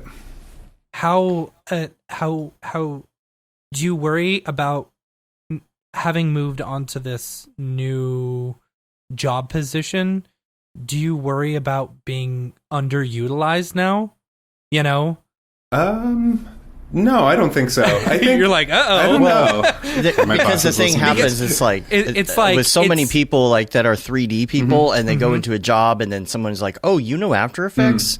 you're pretty good at this. You should just do all this 2D After Effects stuff Right. all the time from now on. And you don't want to be like only AI guy. Like, Right. what else well, are I'm you just, expanding also, on? Like, how many jobs are there available? How many pitches is the company going to make specifically, knowing that they can use some of these types of things, Yeah. Or I don't know. I would assume if people have seen previous work, they know what you're capable of. I don't know. It's an interesting the whole thought. if you have a hammer, then everything looks like a nail situation. Mm-hmm. Like, are you in the position where it's like always like, we can can solve AI this with that. AI? We can we AI this? I have to be careful about that, and I think that is something that I tend to want to do, but it's the challenge for me is thinking about different kinds of problems, right? Where it's stuff that if we're going to bid out a project that's some animation and VFX and it's this many seconds, like I could probably figure that out with you guys pretty quick and we'd have a good idea of what we're doing. So my challenge is thinking about just working with creative technologists and coders now instead of animators is a challenge. And I think what we're actually trying to do beyond just AI stuff is looking into virtual production a little bit using Unreal. So I'm excited to hear you guys talking about Unreal also. And one of our creative technologists right now is just like he's just starting to get stuff set up where he's got like Vive tracking going and his TV behind it and the screen is reacting to a virtual camera. And in that situation, we're able to do some stuff that falls into the game engine category that gets a little outside of traditional Mograph things. But the agency understands really well that like, well, wait, if we can set this up with an actual screen in our in-house little studio and wheel that thing in when we want to do a shoot, and we could get like a medium shot where we don't have to go to a location. That's something they understand, and I think they see that as a way that they can actually make some money too from a client instead of doing a traditional shoot. So I think looking for those sort of opportunities will be something that I'm trying to do. I mean, I don't know. I'm just figuring all this out too. So. It's good to know the terminology and at least dip your toe in or just be aware of these different things. You don't have to know them all. We all want to know everything about everything, right? Yeah. It's like, teach me everything about crypto, everything about Cryptoart, everything about Unreal. And we just can't. Nobody can do that. So you got to choose a handful of things that you're going to concentrate on, or else you'll be a master of none. And so it's like, I've mentioned this before, but I used to listen to a networking podcast, right, about security and networks and IPs and packets and all of this crazy stuff. And I knew about 10% of what they were talking about. But I was just very interested in knowing it and at least being aware of the terminology. And it's just through osmosis, it has helped me because it's like, we've got to set up this network and it's not working because of something called NAT. What is that? I'm like, I know what that is. I heard about that on my show. And I feel like in this industry, if you're at least aware of what's going on, like Matt says, he doesn't watch every tutorial, but he takes this mental note like, okay, this person did that one thing on that thing, so when I need that, I'm going to go find it. Just this awareness. Yeah, knowing enough to be able to sort of Google your way back to something, I think is a really good skill to have. And that's what you're describing is similar to how things started off and working with GANs for me too, right? That I went to a conference at MIT where I was like woefully in over my head in terms of the stuff that people were talking about. But I printed out some white papers on the airplane and I read them and I was like, okay, I know some of those words. Yeah, exactly. But then it builds, and over time you get to the point where you're like, wait, I think I can actually talk about this. And I remember talking with someone that I met at that conference that worked doing AI at Lyft. I remember saying like, I'm not like an expert in this. I mean, the real people would say this. And she's like, yeah, the funny thing is that like you become the expert pretty quickly by just doing it. You'll start. People will start to think of you as the expert. And I mean, you introduced me that way, and I was like, oh shit, okay, let's see what. But it does sort of like enough time, and excitement and interest in learning what you can make with something. I think opens up a lot of possibilities. Yeah, I think your Instagram is probably testament that you at least know what you're doing. Yeah. How much coding is involved? Yeah. Like, because I'm not a good coder. My mind doesn't work that way. Yeah. You know, I do like. I still have all your code books, by the way, from Right, I college know, that you gave me that I also didn't read. I do love the technology, you know, and I love dipping into that, but I don't like code. Yeah, I think so. Most of it doesn't have to be actually writing code from scratch. I'm almost never doing that. That's good. Usually you kind of do need to be able to read it enough to know, like, okay, cool, this variable is something that's coming in from the command line, and where does that go in here? Okay, cool, that's at the top. Okay. So if I want to change that, I need to be up here. So enough of kind of being able to read things. But a lot of the kind of the mechanics of it aren't so much editing the Python code as they are using Linux, for example, or like being in a terminal on like a cloud compute cluster. Right. Where you just sort of get quick at that eventually, but it's all sort of command line stuff and knowing how to like edit a text file in the terminal window instead of opening it in TextEdit, you know? Is there a place that you could recommend? Like, what would be, if someone wanted to get into it, say me, for example, I wanted to like start to learn about like games, you know, or even deep fakes. Where would you recommend for where to start? the layman to go? That's a great question. And the one of the best places to start would be the classes that Derek Schultz has on the Bustbright YouTube channel. I think is what it's called. If you search for like one word Bustbright, I'm going to check that too. He's got some playlists. Yeah, machine learning art. Artificial images? Yeah, artificial images. That's it. Okay. Yeah. Okay, cool. Yeah. Did you get that, Dave, or you want me to send it to you? No, I got it. Okay. I got We'll it. put that in the chat, that- in the notes. He has some, like, check out the playlists part of that, because he kind of explains it from the perspective of, like, you know, he knows how to, he's a designer, I think, by default, and he's now creating machine learning art. But he approaches it from the perspective of like somebody that uses Photoshop and, you know, knows how to do some things in After Effects. Cool. Right. But we're going to talk about code today and what do these variables mean. So he kind of shows you some different ways into it. And that's, he'll do classes. I think his latest class filled up pretty quick. But I have a lot of respect for him and how he shares all of his knowledge. And I've kind of come up alongside of him, I think, where I was sort of on my own track of Googling my way through it, but then I see these classes and I was like, oh, damn it, I wish I knew about that class when I was starting out. That's good. Yeah. Okay. So yeah, that'd be a good place to check out.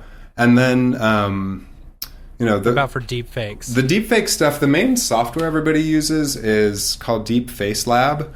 And that's on GitHub. And it's, I feel like a lot of it's a lot of like Discord channels and stuff of people talking about it. I'm not sure. I think there's probably some good YouTube tutorials as well. I haven't actually dipped into this in a while, but watching for, you know, tutorials for Deep Face Lab, I think would be one way to get started on that. But that's kind of like, I think that's kind of the standard of what people are playing with. It's beautiful. You look at this. You know what I do half the time when this page comes up? So scroll down, don't That's close. where I want to learn how to do this. Oh, I gotta GitHub. They page. actually Never have they have like a Windows executable that you can just download. I'm pretty sure, so you don't have to like run the Python scripts and stuff. Compile. Yeah, so it's good. But that one, that's worth looking at if you want to get into some deepfake stuff. Okay. Yeah, and the thing is, it's just going to explode the easier it gets to do this. You see what's happening right now with the Deepfakes app that everyone's using, the face, whatever it's called. Everybody's doing it. So the easier this gets, it's just going to get more and more streamlined. Yeah, totally. You know, the process will be down to where anyone can do it. So, like, now is the time to get into it. I think right? that's very true. Yeah. For sure. Before everybody can do it. Yeah. Well, I mean, do you get into it now, or do you just wait until Adobe builds it into After Effects? If you want to be the first, do you want to be the first? Do you want to have something unique, or do you wait and be the artist that finds a way to use this as more of a prosumer level? You know? Yeah. Because there's value in both. I mean, if you're not a code person, If you're an artist, you're the creative person thinking of the creative Yep. way to do something with it. If you're a technical person, you might be able to get in early. And if you're a technical person with artistic background, double score, right? Wonder if you could build, if anyone's built a plugin specifically for After Effects, that would. I think we would have heard use of it in the background. I don't know. Yeah, I As mean long that as sort of stuff could be interesting. It would be interesting, and I think Yeah. it's a good insight, Dave, about it's not for everybody to be like, cool, I'm diving into GitHub and like compiling this Right. code, and Yeah. there's always stuff to learn, and I think being aware of this stuff even is meaningful to some extent, to know which questions to ask or who you might talk to try Yeah. something Mm-hmm. out. Yeah. So I think, and that's one thing that you've touched on, which I think is it can be is good advice all across our field. Where, for example, you said, you know the terminology, you know what to say. Like when we're working with a client who understands what we're going through, it's like those are my favorite clients to work with because I can talk to them. I don't have to dumb down my speech, Right. And so, like, you're talking I've got to about re-render it because it didn't have enough Right. samples. It was too grainy, and Right. they're like, okay, cool. right, yeah, like they understand that, and that's one thing you were talking about, like understanding the terminology and the language so that you can speak to some of the non After Effects motion design people, the hardcore coders to kind of understand, to be able to speak to each other. Yeah, and I think I find that being finding myself in between those two worlds, that there's not like a ton of people that do both, so Yeah. I think for people that do find the more technical side interesting, there's a lot of I think there's a lot of opportunities for work there, a lot of opportunities to make some really cool things, so yeah, nerd out if you feel like it. yeah, totally. Yeah.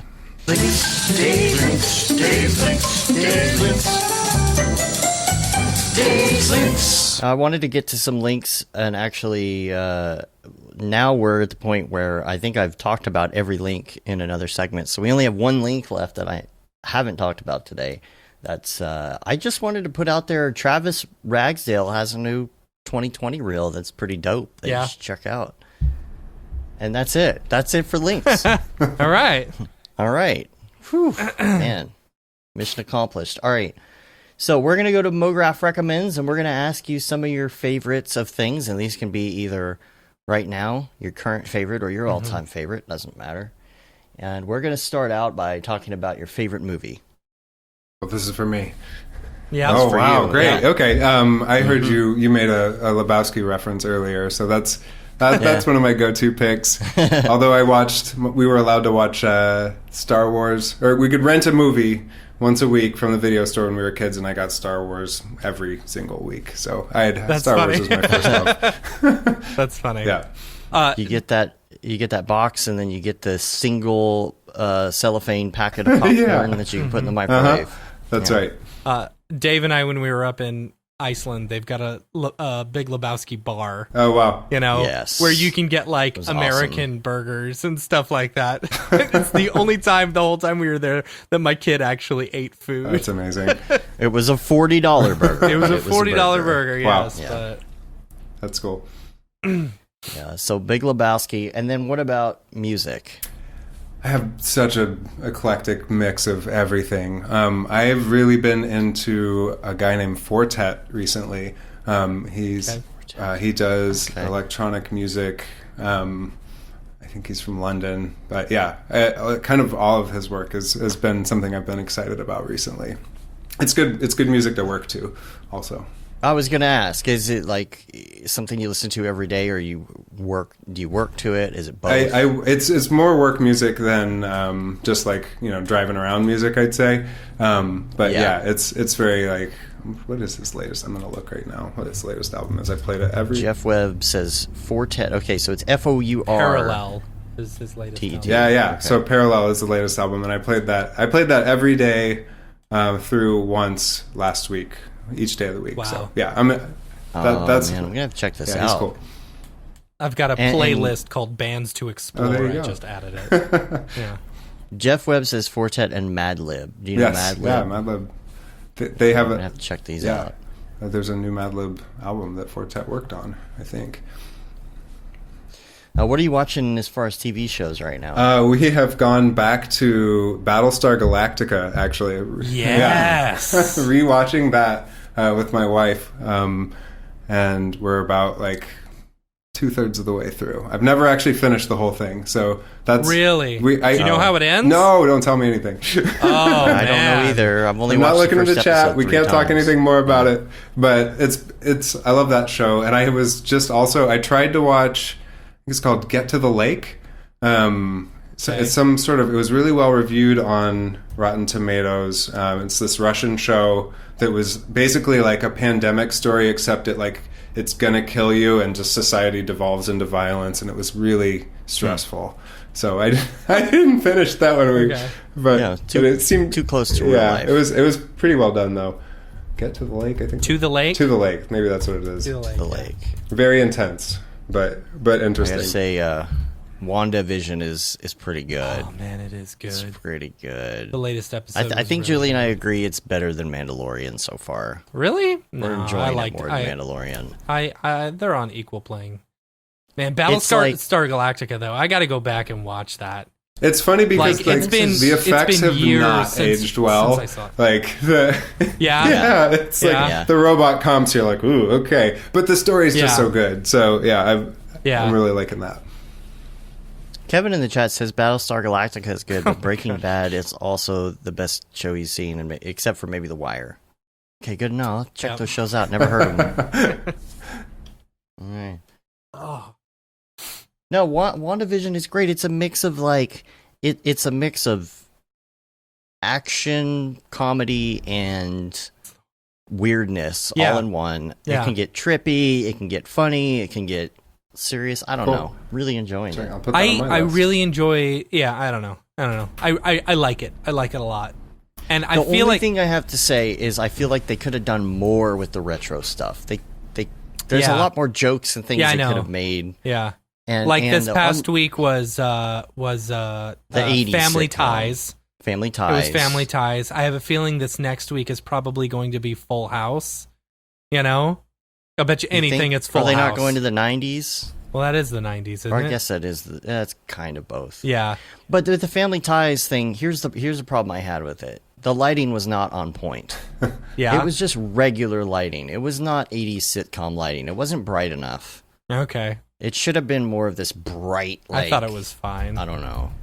And I feel like in the other ones, they did them in black and white, 4x3. Yeah. They should have done this 4x3, give it a little bit of VHS. Yeah. They didn't do that. They just went with regular cameras as opposed to the other 2 episodes or 3 episodes. I thought it was fine.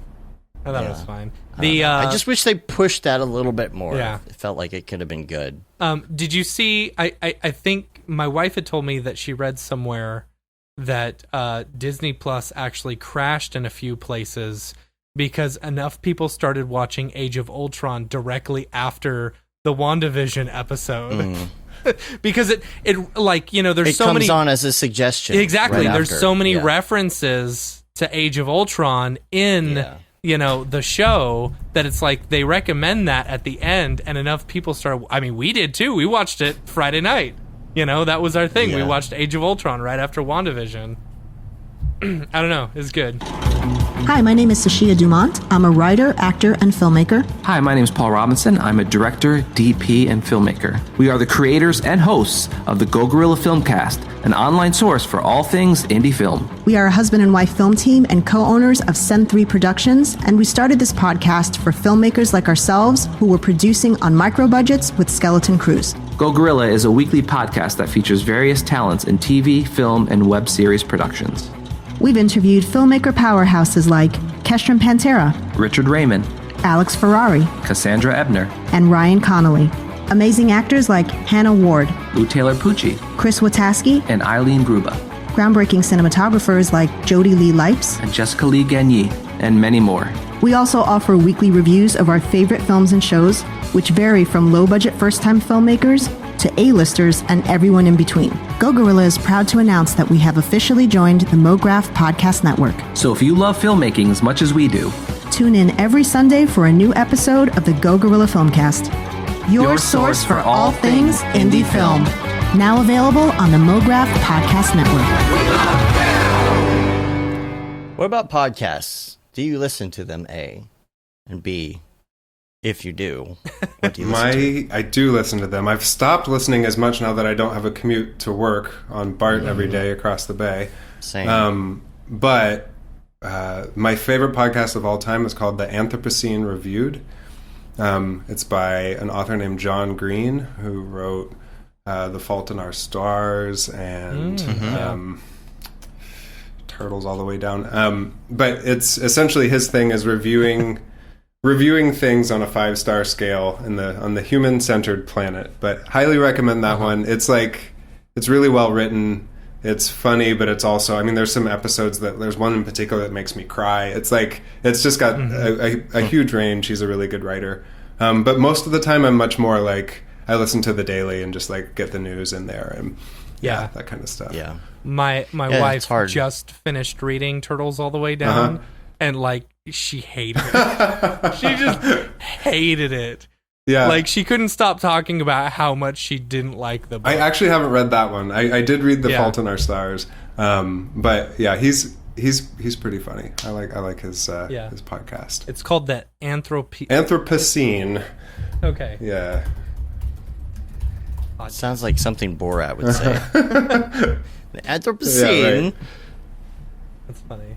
The thing about podcasts, like you said, it's the commute thing. I've really just have not been able to catch up on a lot of things. A little bit more lately.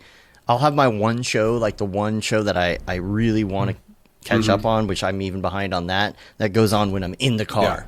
Yeah. You know, and lately I've added them to my run. Now that I am running faster than most of my favorite music, I don't have to rely on the beat anymore. So I have, on these 4-hour runs, been listening to more podcasts, but I still can't keep up. Dave, I'm proud of you. You normally hate podcasts while you're running. Yeah, I didn't like it at first. I can't do any words when I'm running. I like to. It's a very meditative time for me, so I can do like some slam and trance music, or I can just do nothing. You know, it's like that's kind of that's my vibe when I'm running. I think for me, the hard runs, the regular shorter hard runs, I still have to have music. But when you get into like my marathon is Saturday, by the way, so it's been good knowing you. And when you do that, you're not running that hard. Honestly, you're conserving energy for all that time. But like 6 hours, even with music, because you're jamming to music, but your brain is just like, oh my god, I'm bored. I have been in my own head for 5 hours staring at the sidewalk. Right. That's when I welcome it, because somebody tell me something, say something, give me something to get so I can get out of my own head. And I've never run that far that long before, so kudos. Me neither. That's good. Oh, it sucks. I don't know why I'm doing it actually, but so I've been able to listen to some more recently and catch up, but it does suck because I had some favorite podcasts, and I don't know what's going on in the world of John Roderick for the last 2 or 3 years now. Right. Yeah. You know, and I need to catch up, but I don't know. Next on the list, favorite plugin. Minus render engines, though. That's cheating. Yeah, I'm Favorite curious if plugin. you've got something different. We had a contest at work to see who could use CC ball action actually and get it on the air. I did get CC ball action broadcast one time on an end tag for HP.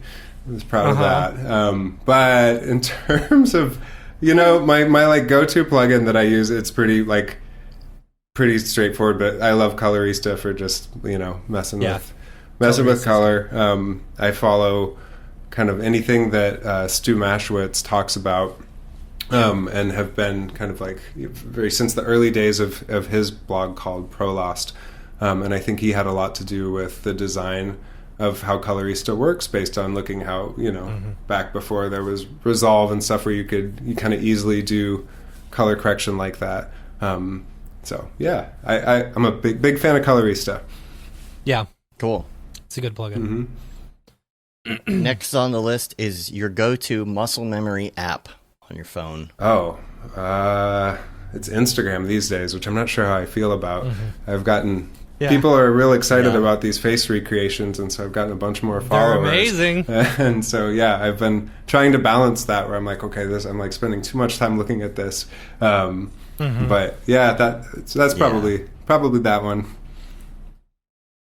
Yeah, Instagram stories and all the notifications for everything, and that can be such a distraction too.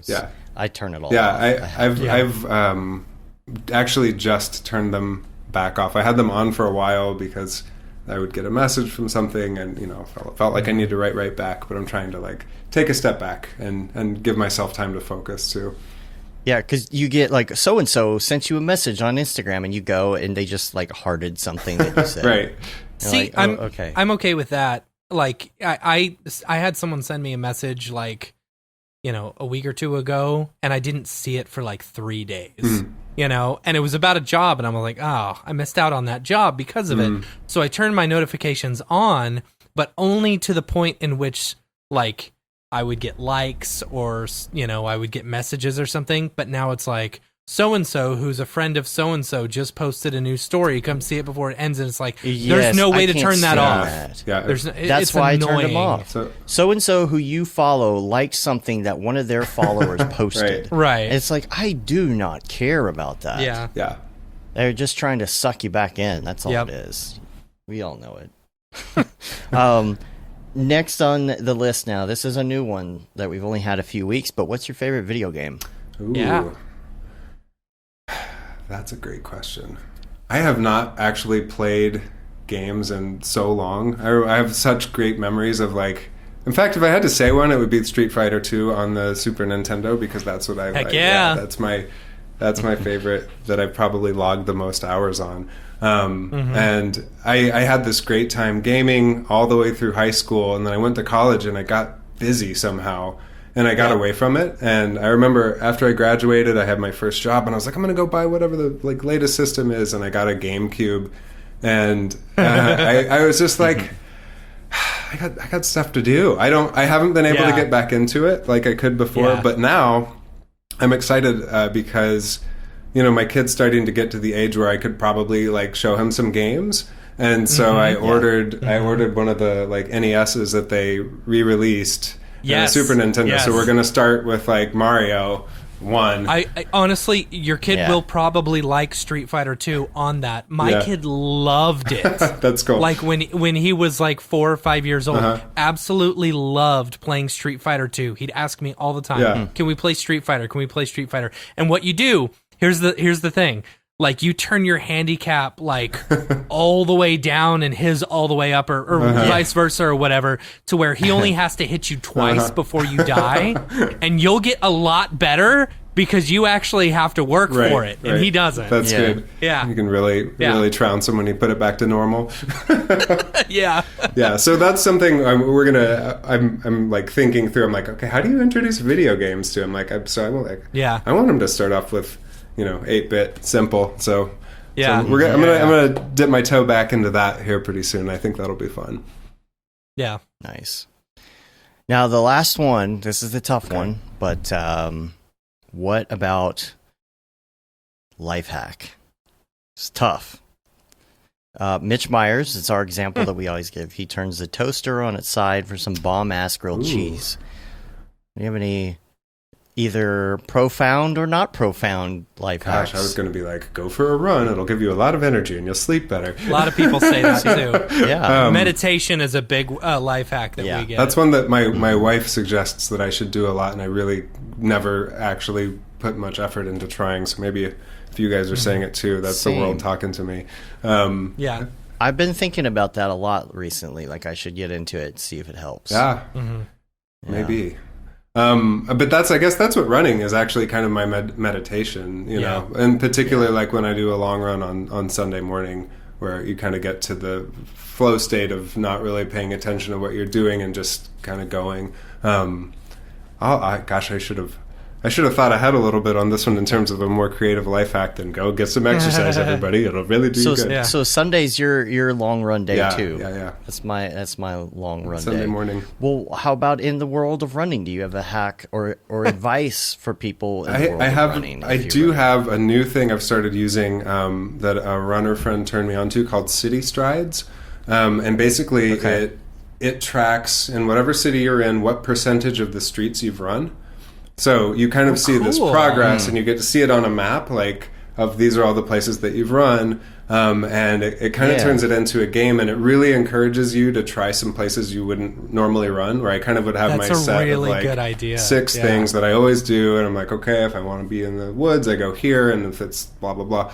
But I've actually seen some new parts of where I live just because I'm motivated to like try to increase my completion percentage a little bit. So that's cool. It's called City Strides. City Strides. It hooks into Strava and a couple other apps, and it just like downloads your data there and completes your map. And so it's a small project. I donate $5 a month to the developer because I think it's just like one person that made this thing, and it's kind of starting to get a little traction. So that's a good one. If you run, check that out. That's super cool. All right. Gamifying running. Yeah, that's my video game. There you go. It's an app, and you have to really run. With these apps, man. Strava and all of these like Couch to 5K and what do you call them? The C25K apps for all of that. It is gamifying it for sure.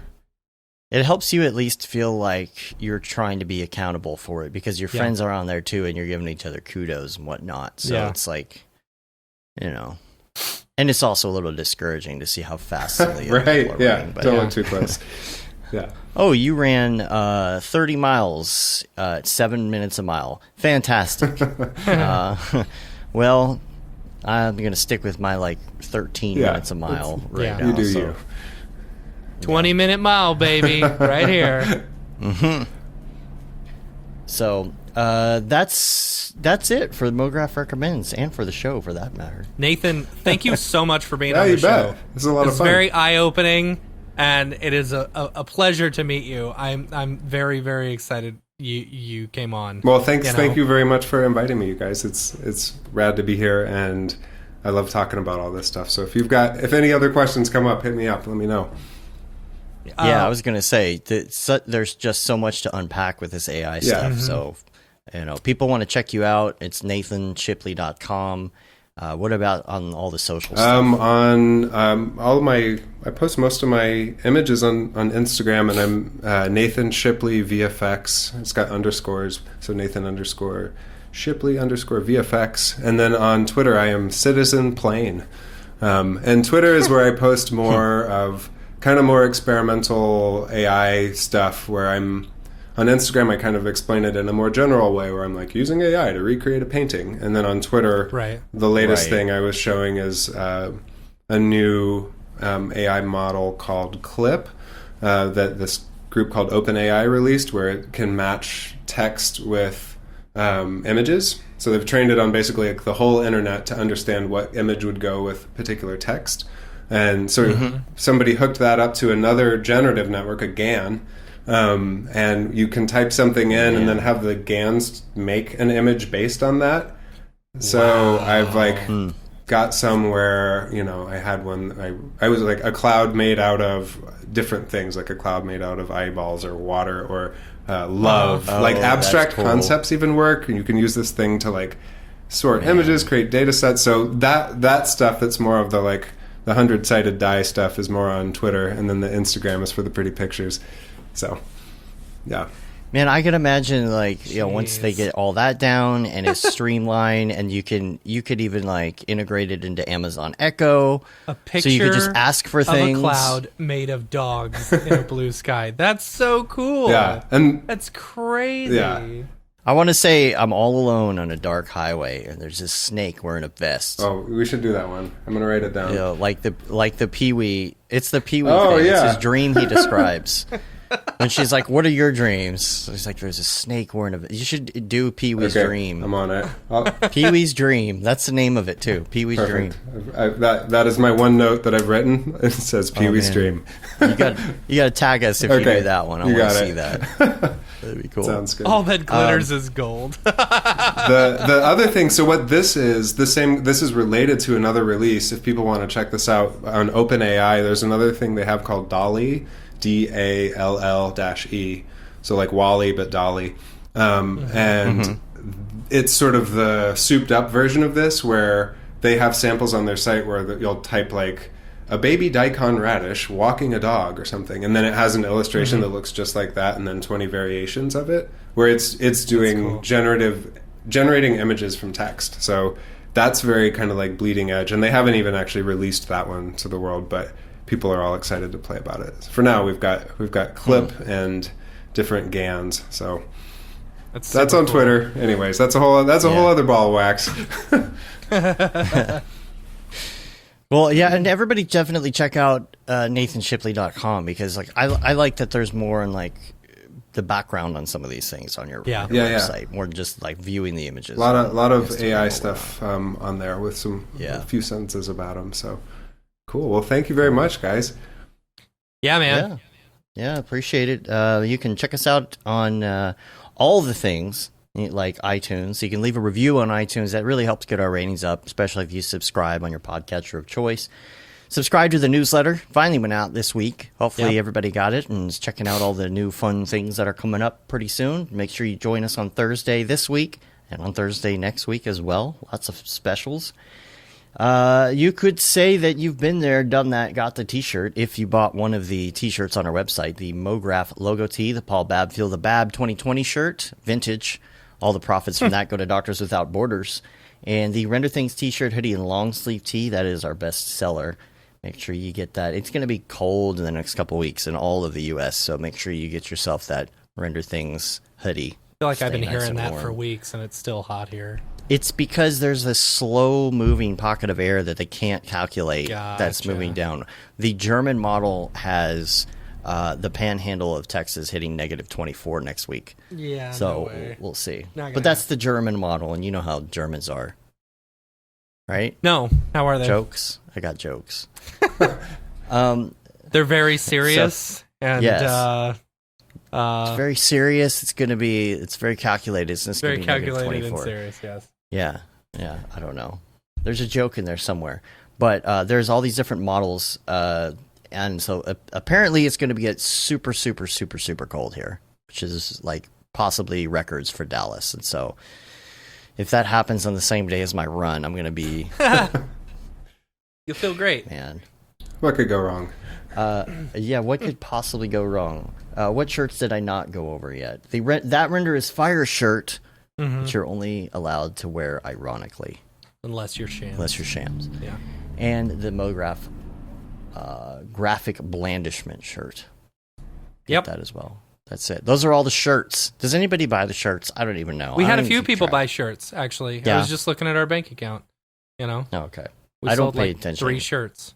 Because my brother-in-law bought a shirt the other day. We don't really make any money off of No. those. So it's just kind of like, here's some shirts. So Yeah. I never really pay attention to, because most of them are at cost. Yeah. So check them out. It's just fun things that we put out there just so we can look cool and have inside jokes on our shirts when we show up for like meetups and things. So hopefully we'll be doing that again soon. In the meantime, check us out on all the social stuff, Facebook, Twitter, Instagram, YouTube, Mograph.com. And that about wraps it up. Yeah. Thanks again. Yeah. Nathan Thanks, Shipley. You bet. We appreciate it. Thank you, fellas. And we're going to get out of here. Until next time, I'm Dave. And I'm Matt. And I'm Nathan. Have a good one. Later, yo.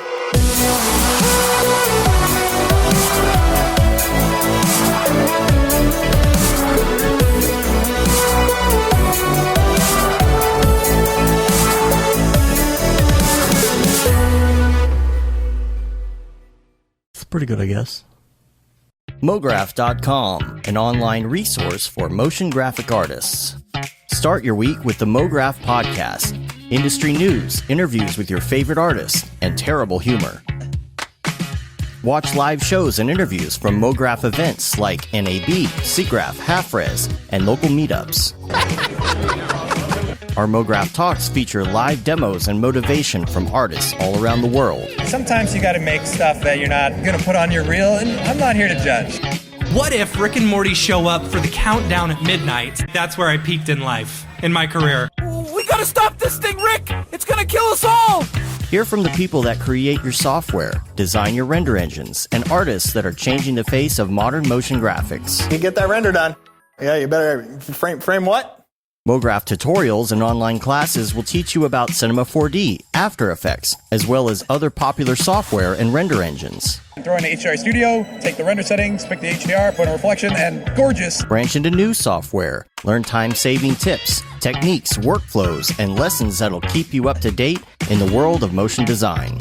Oh, brother, those are some of my favorite elves. I love projects that scare me. When our art director comes to us and asks for something that I had never done before, man, it gets me pumped. Join the conversation in our live sessions. Check out our plugins or join the hundreds of daily active users in our Slack channel for technical help, advice, contests, or just to joke around. Real nice banana. Yeah, that's so funny. All right. I'm going to live forever.